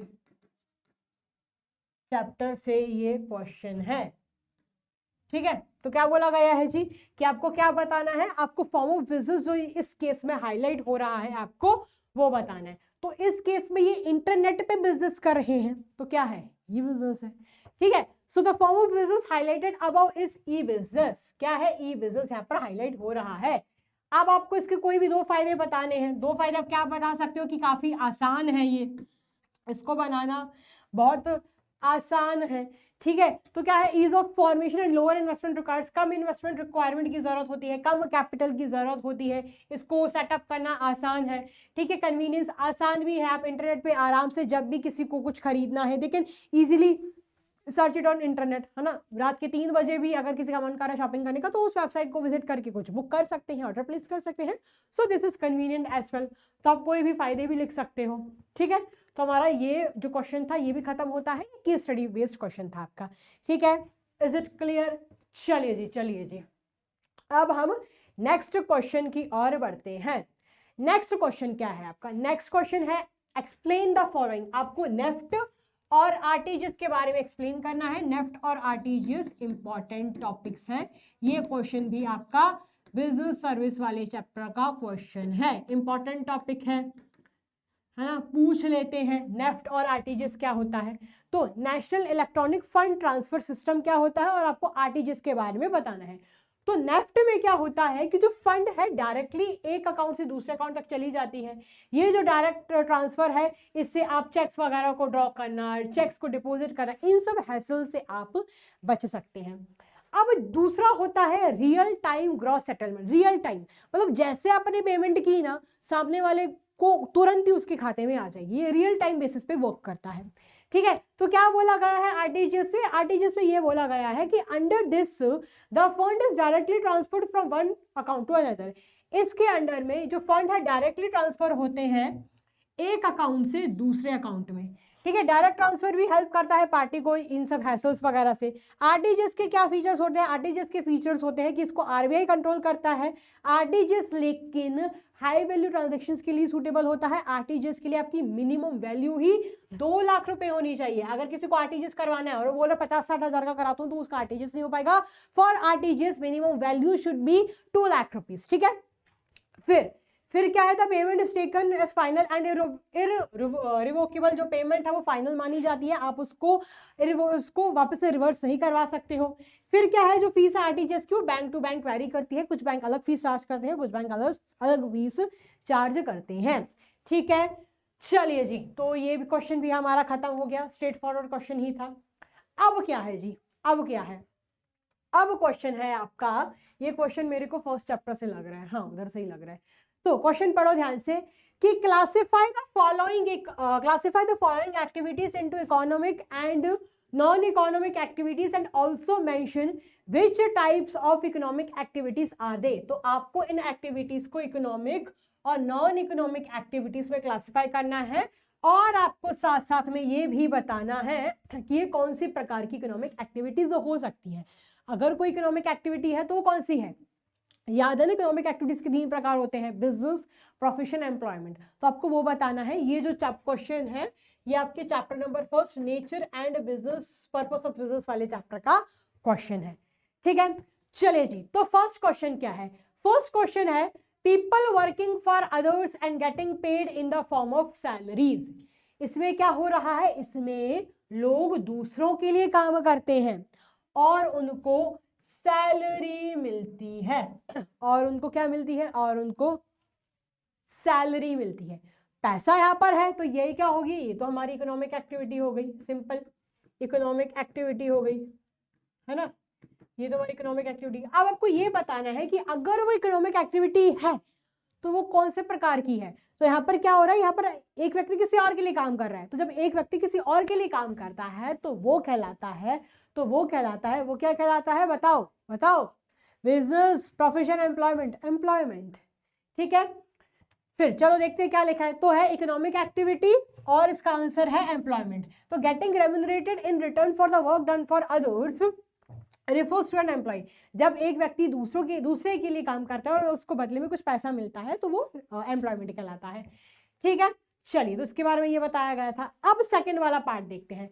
सेकंड वाला पार्ट ये है आपका providing food to the people in flood affected area by a charitable institution. मतलब जो बाढ़ प्रभावित के जो लोग हैं, जो लोग बाढ़ से अफेक्ट हुए हैं, उनको चैरिटेबल इंस्टीट्यूशन क्या प्रोवाइड कर रही है? खाना प्रोवाइड कर रही है। अब ये भले का काम है, सेवा का काम है, इसमें कुछ पैसा नहीं कमाया जा रहा, तो ये क्या है? तो ये नॉन इकोनॉमिक एक्टिविटी है। ये क्या है? इसको ई लिख देती हूं, तो ये है इकोनॉमिक एक्टिविटी, ये है नॉन इकोनॉमिक एक्टिविटी। क्या बोला गया है सेकंड में बोला गया है नॉन इकोनॉमिक एक्टिविटी। एक नॉन इकोनॉमिक एक्टिविटी वो एक्टिविटी होती है जो इस पर्पज से की जाती है, जो of with the purpose of rendering services to others without any consideration of financial gains, ठीक है, जिसमें सर्विस रेंडर की जाती है दूसरों को। तीसरा क्या है, तीसरा है production and sale of goods by a leading textile industry.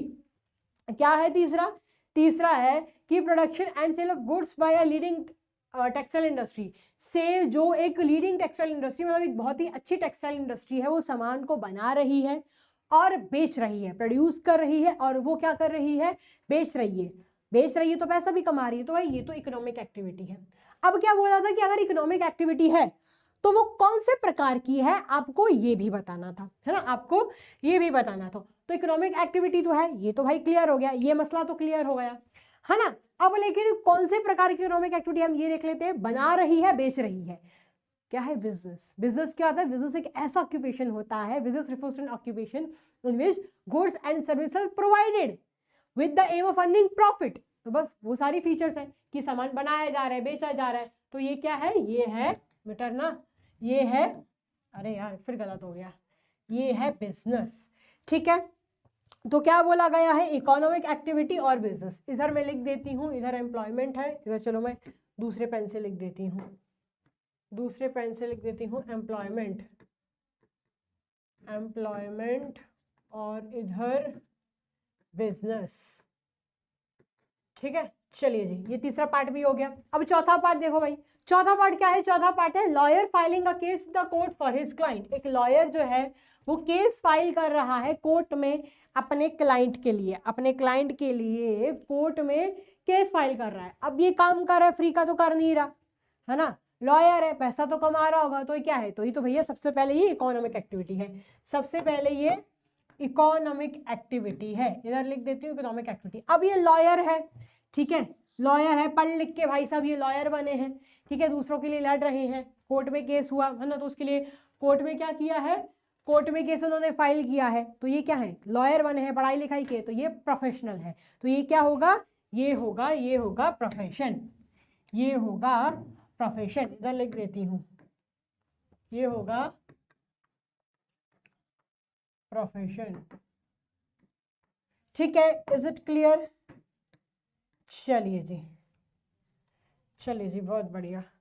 क्या लिखा है, तो इसका आंसर भी क्या है, इसका आंसर है इकोनॉमिक एक्टिविटी और प्रोफेशन। प्रोफेशन एक ऐसा टाइप का ऑक्यूपेशन होता है जिसमें ट्रेनिंग स्किल्स वगैरह लगती है, जिसमें आप पर्सनलाइज्ड सर्विसेज प्रोवाइड करते हैं अपने क्लाइंट्स को, ठीक है। तो आई होप आपको इधर तक समझ आया होगा, फटाफट नोट डाउन कर लो, फिर हम बढ़ेंगे हमारे नेक्स्ट क्वेश्चन की ओर।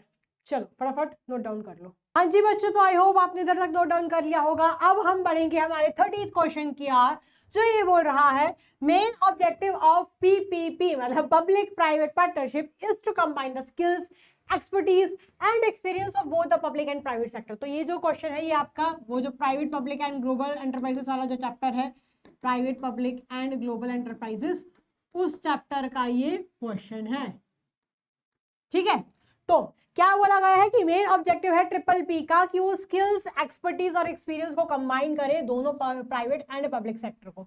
तो इस स्टेटमेंट की लाइट में आपको ट्रिपल पी के एडवांटेजेस बताने हैं, या अगर आपको इसके फायदे या अगर आपको इसके फीचर्स पता है तो उसके बेसिस पे भी आप एडवांटेजेस आराम से क्रिएट कर ही सकते हैं, ठीक है। तो सबसे पहले थोड़ा बहुत ट्रिपल पी के बारे में एक्सप्लेन कर दो ताकि कॉपी चेकर को, ताकि आपके टीचर को ये पता चल जाए कि हाँ इस बच्चे का कॉन्सेप्ट बढ़िया है, ठीक है। तो क्या बोला गया है कि public private partnership refers to the involvement of private sector in the government projects aimed at public benefit in the form of management expertise and monetary contribution। तो ट्रिपल पी प्रोजेक्ट एक ऐसा प्रोजेक्ट होता है जिसमें private sector अपने government project में अपना role दिखाती है, कंट्रीब्यूट करती है, जिससे पब्लिक का बेनिफिट हो, पब्लिक का फायदा हो और गवर्नमेंट प्रोजेक्ट को प्राइवेट एंटरप्राइजेस का भी नॉलेज मिले, उनका भी फायदा मिले, ठीक है।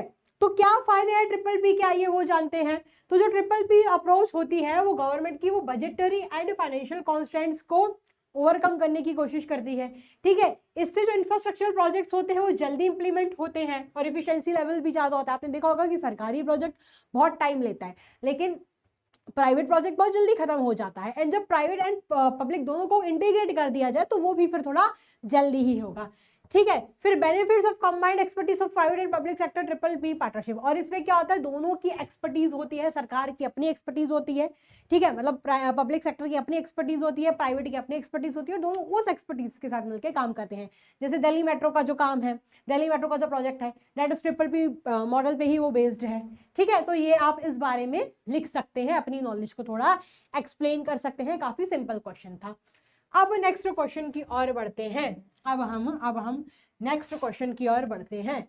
नेक्स्ट क्वेश्चन क्या है जी, नेक्स्ट क्वेश्चन है, ये आपका 6 मार्कर का क्वेश्चन है। नेक्स्ट क्वेश्चन है, explain the demerits of sole proprietorship firm. आपको डीमेरिट्स एक्सप्लेन करने हैं सोल प्रोप्राइटरशिप फर्म के, यानी सोल प्रोप्राइटरशिप फर्म के क्या डिसएडवांटेजेस है वो आपको बताने हैं। ये चैप्टर 2 का क्वेश्चन है, ठीक है। ये स्मॉल बिजनेस वाला जो चैप्टर का क्वेश्चन है उस चैप्टर से क्वेश्चन है ये, ठीक है। ये स्मॉल बिजनेस वाले चैप्टर का क्वेश्चन है, ये स्मॉल बिजनेस एंड एंटरप्राइजेस वाले चैप्टर का, ठीक है, क्वेश्चन है। तो ए क्या है, ए अनलिमिटेड लायबिलिटी। अनलिमिटेड लायबिलिटी के बारे में आपको एक्सप्लेन करना है कि जो सोल प्रोप्राइटरशिप की जो लायबिलिटी होती है वो बेचारे की क्या बोल रही हो यार, फंबल कर गई, अनलिमिटेड लायबिलिटी होती है। मोए कर रहे हो यार तुम मेरा, देखो कॉन्सेप्ट तो आपको पता ही है ना, कि जब लॉसेस होते हैं फाइनेंशियल क्राइसिस के केसेस में, एक सोल प्रोप्राइटर को अपने पर्सनल एसेट्स भी दांव पे लगाने पड़ते हैं, तो इस केस में उसकी जो लायबिलिटी होती है वो अनलिमिटेड लायबिलिटी होती है। दूसरा केस क्या है, दूसरा पॉइंट क्या है, लिमिटेड मैनेजरियल कैपेसिटी। अब वो क्योंकि एक ही व्यक्ति है, एक ही उसके पास दिमाग है, तो अपनी ही नॉलेज, अपने ही थॉट्स, अपने ही आइडियाज को यूज कर सकता है। कोई अगर 2 व्यक्ति होते या 3 व्यक्ति होते, 4 होते, उनकी अपनी अपनी नॉलेज होती, अपने अपने थॉट्स होते, तो उसके साथ वो आगे मिलकर काम करते। अब क्योंकि एक ही व्यक्ति है, तो जो उसकी स्किल्स है उसी की बेसिस पे, उसी की कैपेसिटी पे ये रन करता है अपने काम को, ठीक है। फिर क्या है तीसरा है limited life of a business concern. जब एक सोल प्रोप्राइटरशिप की मृत्यु हो जाती है, पागल हो जाता है, जेल हो जाती है, उसका दिवाला अगर निकल जाता है, तो समझ लो उसके साथ साथ उसकी सोल प्रोप्राइटरशिप फर्म भी खत्म हो जाती है, मतलब सीधा सीधा प्रभाव उसकी फर्म पर भी पड़ता है, ये आपको बोला गया है, ठीक है। चलिए जी, आगे क्या है, नेक्स्ट क्वेश्चन आपका ये है, मतलब B question, part B question आपका ये है कि आपको कोई भी 6 प्रॉब्लम्स बतानी है, एक्सप्लेन करनी है, जो इंडिया का स्मॉल बिजनेस फेस करता है, जो इंडिया का स्मॉल बिजनेस फेस करता है, ठीक है। तो क्या प्रॉब्लम्स है हमारे भारत देश की, सबसे पहले इनके पास पैसा नहीं होता है ना, इतना पैसा नहीं होता कि वो अपने सपनों को साकार करें, अपने प्रोजेक्ट को खड़ा करें, ठीक है। रॉ मटेरियल्स नहीं होते, उनको रॉ मटेरियल्स नहीं मिल पाते हैं। तो सबसे पहला पॉइंट क्या है, सबसे पहला पॉइंट है कि non availability of adequate funds in order to carry out business operations is one of the major problem of small business in India. मतलब आज भी पैसों का ना होने की वजह से हमारे जो भारत की जो स्मॉल बिजनेस है वो काम नहीं कर पाते हैं, काफी लोगों के सपने ही रह जाते हैं, ठीक है। दूसरा पॉइंट क्या है, दूसरा पॉइंट है रॉ मटेरियल्स। दूसरा, अरे बेटा ना भाई, अरे दूसरा पॉइंट है रॉ मटेरियल्स। तो obtaining good quality raw materials is another important problem faced by the industries. तो गुड क्वालिटी के रॉ मटेरियल्स को ऑब्टेन करना दूसरा क्या है, दूसरा एक इंपॉर्टेंट प्रॉब्लम है जो ये फेस करते हैं।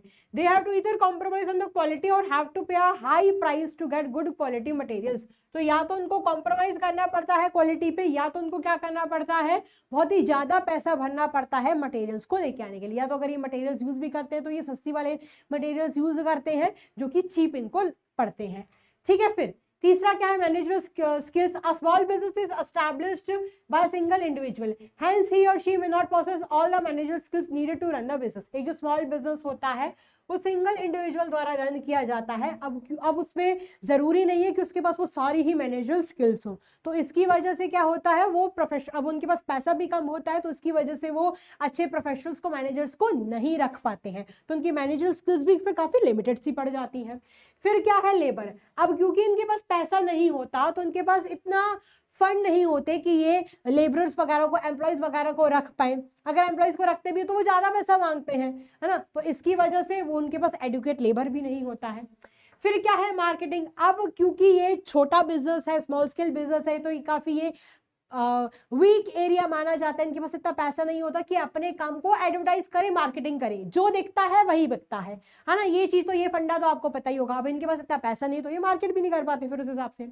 फिर क्या है, सिकनेस। अब काफी सारे स्मॉल बिजनेस जैसे तैसे बंद तो जाते हैं, जैसे तैसे स्टैब्लिश तो हो जाते हैं, लेकिन ये बाद में चल ही नहीं पाते, या पैसा इनके पास नहीं होता, या पैसा खत्म होने लगता है, तो उसकी वजह से ये सिक ही पड़ जाते हैं, या इनकी कोई भी अंदरूनी वजह की वजह से ये फिर वापस उठ ही नहीं पाते। ठीक है, आप ऐसा कुछ लिख सकते हैं। चलिए जी, तो ये क्वेश्चन भी हमारा खत्म हो गया। अब नेक्स्ट क्वेश्चन है, What is the need of entrepreneurship development? क्या नाम, कितना कठिन नाम है यार, बोलते बोलते ही जबान फिसल गई। कि क्या जरूरत है हमारे देश में एंटरप्रेन्योरशिप डेवलपमेंट की। तो एंटरप्रेन्योरशिप डेवलपमेंट क्यों जरूरी है, आइए हम देखते हैं। कि एंटरप्रेन्योरशिप डेवलपमेंट प्रोग्राम्स मोटिवेट करते हैं जिससे वो अपना बिजनेस क्रिएट करें और लोगों को ज्यादा से ज्यादा अपॉर्चुनिटीज मिले। ठीक है, इससे कैपिटल फॉर्म होता है, इससे क्या होते हैं, काफी सारे नए प्रोजेक्ट्स बनते हैं, इससे इकोनॉमिक एक्टिविटीज पे भी बूस्टअप मिलता है। इससे जो एंटरप्रेन्योर है, जो बिजनेसमैन है, वो अपने लोकल रिसोर्सेज को यूज करता है, लोकल पीपल को भी फायदा देता है। ठीक है, एंटरप्रेन्योरशिप डेवलपमेंट प्रोग्राम्स होते हैं, एम्प्लॉयमेंट अपॉर्चुनिटीज को भी क्रिएट करते हैं, जिससे लोगों का रहना सहना, quality of living, standard of living भी इंप्रूव होता है। आप कुछ भी ऐसा लिख सकते हैं, मतलब मन में से बना के भी आप लिख सकते हैं। This are very basic, very simple question. अगर आपको थोड़ी सी भी नॉलेज है ना, you can write very easily on these topics. ठीक है, फिर क्या है, फिर है explain the following features of small scale industries. आपको फॉलोइंग फीचर्स बताने हैं स्मॉल स्केल इंडस्ट्री के, मतलब ये फीचर्स आपको दिए गए हैं, इनको एक्सप्लेन करना है। लेबर इंटेंसिव के बारे में, सिंपल टेक्नोलॉजी के बारे में, सिंपल मैनेजमेंट के बारे में। तो वही लेबर इंटेंसिव टेक्निक क्या बोला गया, there is predominance of labour, these units use labor intensive techniques of production instead of क्या बोला है, मैकेनाइज्ड नहीं, मैकेनिकल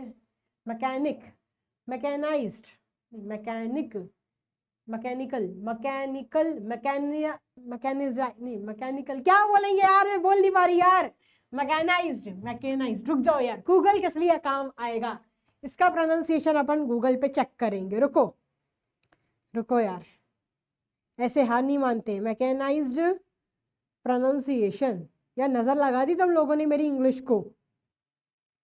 अरे मैकेनाइज्ड सही बोल रही हूँ यार थोड़ा।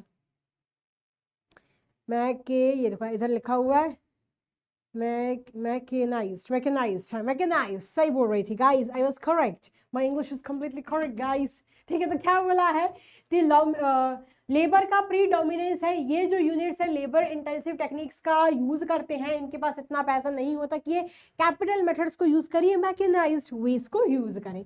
ठीक है, फिर बी पॉइंट क्या दिया गया है, बी पॉइंट दिया गया है सिंपल टेक्नोलॉजी, यानी ये बहुत ही मैनुअली वर्क को आजमाते हैं। मैनुअल वर्क मतलब हाथों से काम करते हैं, कोई बड़ी बड़ी मशीन्स वगैरह का इक्विपमेंट्स का ये यूज नहीं कर सकते हैं, क्योंकि इनके पास इतना पैसा भी नहीं होता है।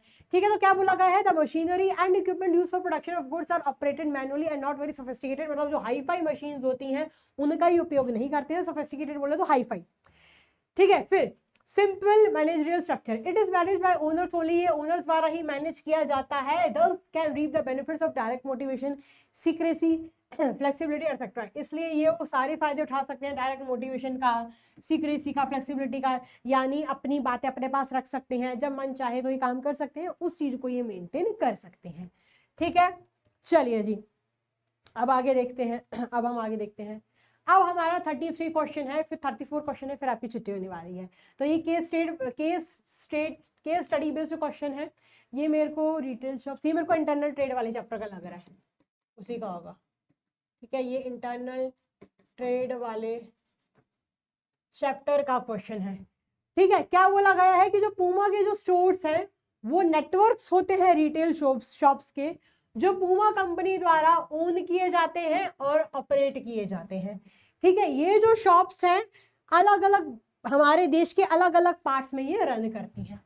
कोई भी इजीली इन शॉप्स को आइडेंटिफाई कर सकता है as they have same appearance, because ये सेम लगते हैं, सेम अपीयरेंस होता है। इनफैक्ट उनका इंटीरियर भी सेम होता है, जैसे कि बाटा हो गया, पूमा हो गया, सबके वेस्ट साइड हो गया, रेड टैप हो गया, इनके आउटलेट्स होते हैं, उनके इंटीरियर भी इनफैक्ट सेम ही होते हैं। ठीक है, मतलब एम्बियंस भी इनके सेम ही होते हैं।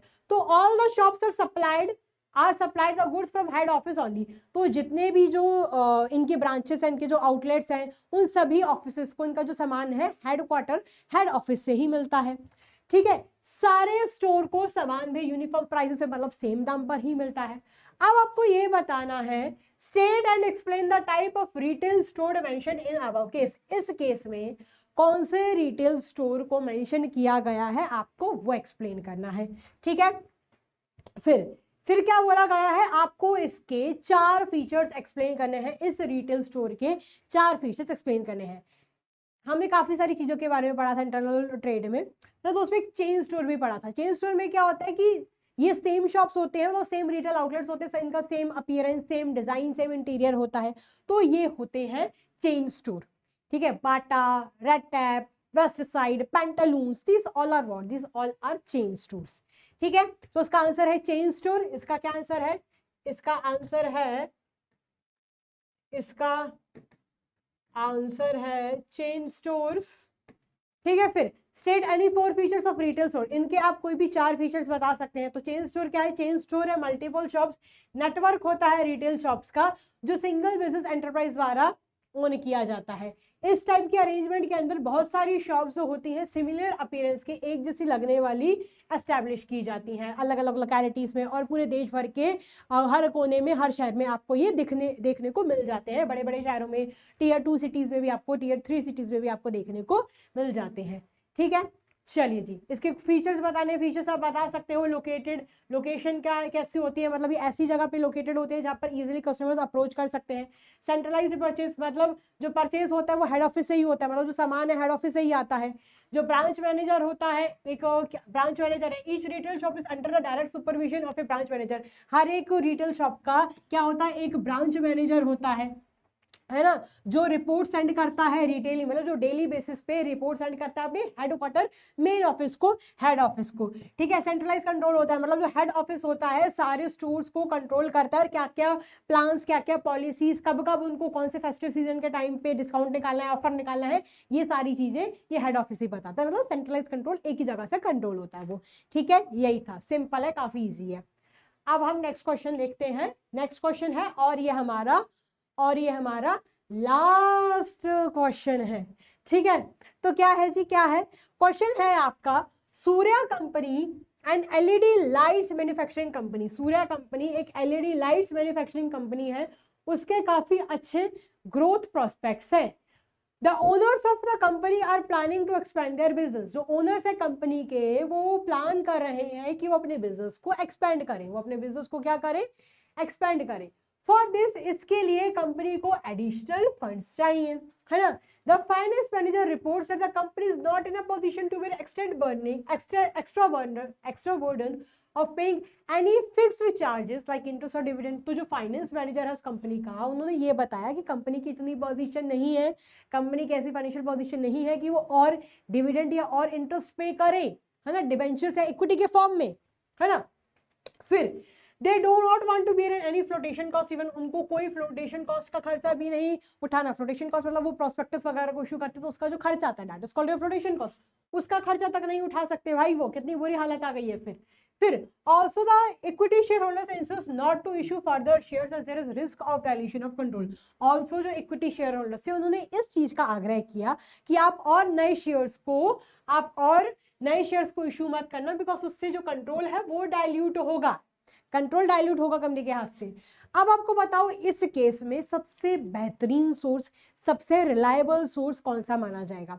मतलब ना ही कंपनी इक्विटी के साथ जा सकती है, ना ही डिवेंचर के साथ जा सकती है, बिकॉज ना वो डिविडेंड देने की पोजीशन पे है, ना ही वो इंटरेस्ट देने की पोजीशन में है।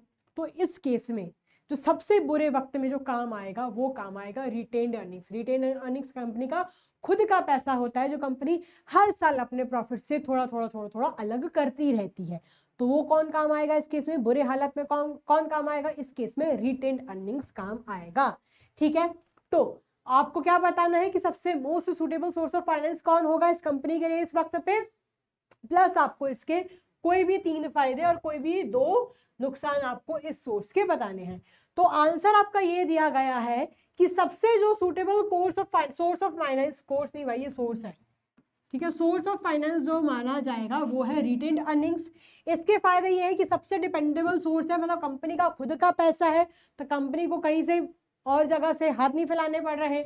ठीक है। इकोनॉमिक सोर्स है, काफी किफायती सोर्स है, कंपनी का खुद का पैसा है, कंट्रोल डाइल्यूट नहीं होता है ना। जैसे कि इक्विटी में क्या होता है, कंट्रोल डाइल्यूट होता है, जितने इक्विटी शेयर्स होते जाएंगे उनको वोटिंग राइट्स मिलती जाएंगी, कंपनी के पास का जो कंट्रोल है उनके हाथ से फिसलता जाएगा, जाता जाएगा, है ना। तो कंट्रोल डाइल्यूट होता है यहाँ से। Is it clear? समझ आया? तो ये इसके 3 फायदे हो गए। 2 नुकसान क्या है? Overcapitalization. अगर large amount of retained earnings results in issue of bonus shares to equity shareholders, it may result in overcapitalization. जो बहुत ज्यादा रिटेन्ड अर्निंग्स से क्या होता है, बोनस शेयर इशू हो जाते हैं, जिससे क्या होता है, ओवर कैपिटलाइज हो जाती है कंपनी। जो शेयर होल्डर्स होते हैं उनके बीच डिससेटिस्फैक्शन आता है ना। उनको ये लगता है कि भैया हमें ज्यादा डिविडेंड नहीं मिल पा रहा, ठीक है, तो उनके बीच में भी डिससेटिस्फैक्शन सी ही क्रिएट होने लगती है। हमें क्लियर टू यू और नॉट? चलिए जी, तो आई होप ये हमारे 34 क्वेश्चन ही थे। हाँ, तो 34 क्वेश्चन थे हमारे, 34 के 34 क्वेश्चन हमारे खत्म हो चुके हैं। तो यही पैटर्न आपके स्कूल वालों को भी फॉलो करना पड़ेगा, मतलब इसी पैटर्न के क्वेश्चंस उठा के वो आपसे पूछेंगे। ये कंप्लीटली सीबीएसई फॉर्मेट को मैंने ऑप्ट किया है। आपके स्कूल वाले भी इसी तरह के क्वेश्चंस पूछेंगे, okay, study, picture based, assertion, reason, statement based question, इस प्रकार के क्वेश्चंस के पूछे जाने के चांसेस हैं। जो भी मैं टॉपिक्स लेके आई हूँ, क्वेश्चंस लेके आई हूँ, वो इंपॉर्टेंट है, मतलब उनके सबसे ज्यादा चांसेस हैं पूछने के। और भी टॉपिक्स है जो पूछे जा सकते हैं, लेकिन जो सबसे ज्यादा जिनकी प्रोबेबिलिटी है पूछे जाने की, मैं वो टॉपिक्स आपके लिए यहाँ पर लेके आई हूँ। तो आई होप आपको ये सैंपल पेपर बहुत अच्छा लगा होगा। बच्चों की डिमांड थी, बिकॉज हमने वाईटी पे सब कुछ प्रोवाइड किया हुआ है, वन शॉट है, रैपिड रिवीजन है, मैराथन्स है, सब कुछ वन शॉट, सब कुछ हमने वाईटी पे प्रोवाइड किया हुआ है। अब बच्चों की डिमांड पे जब मैंने बच्चों से पूछा तो बच्चों ने बोला कि हमें क्वेश्चन करना है ना, पीवाईक्यूज चाहिए।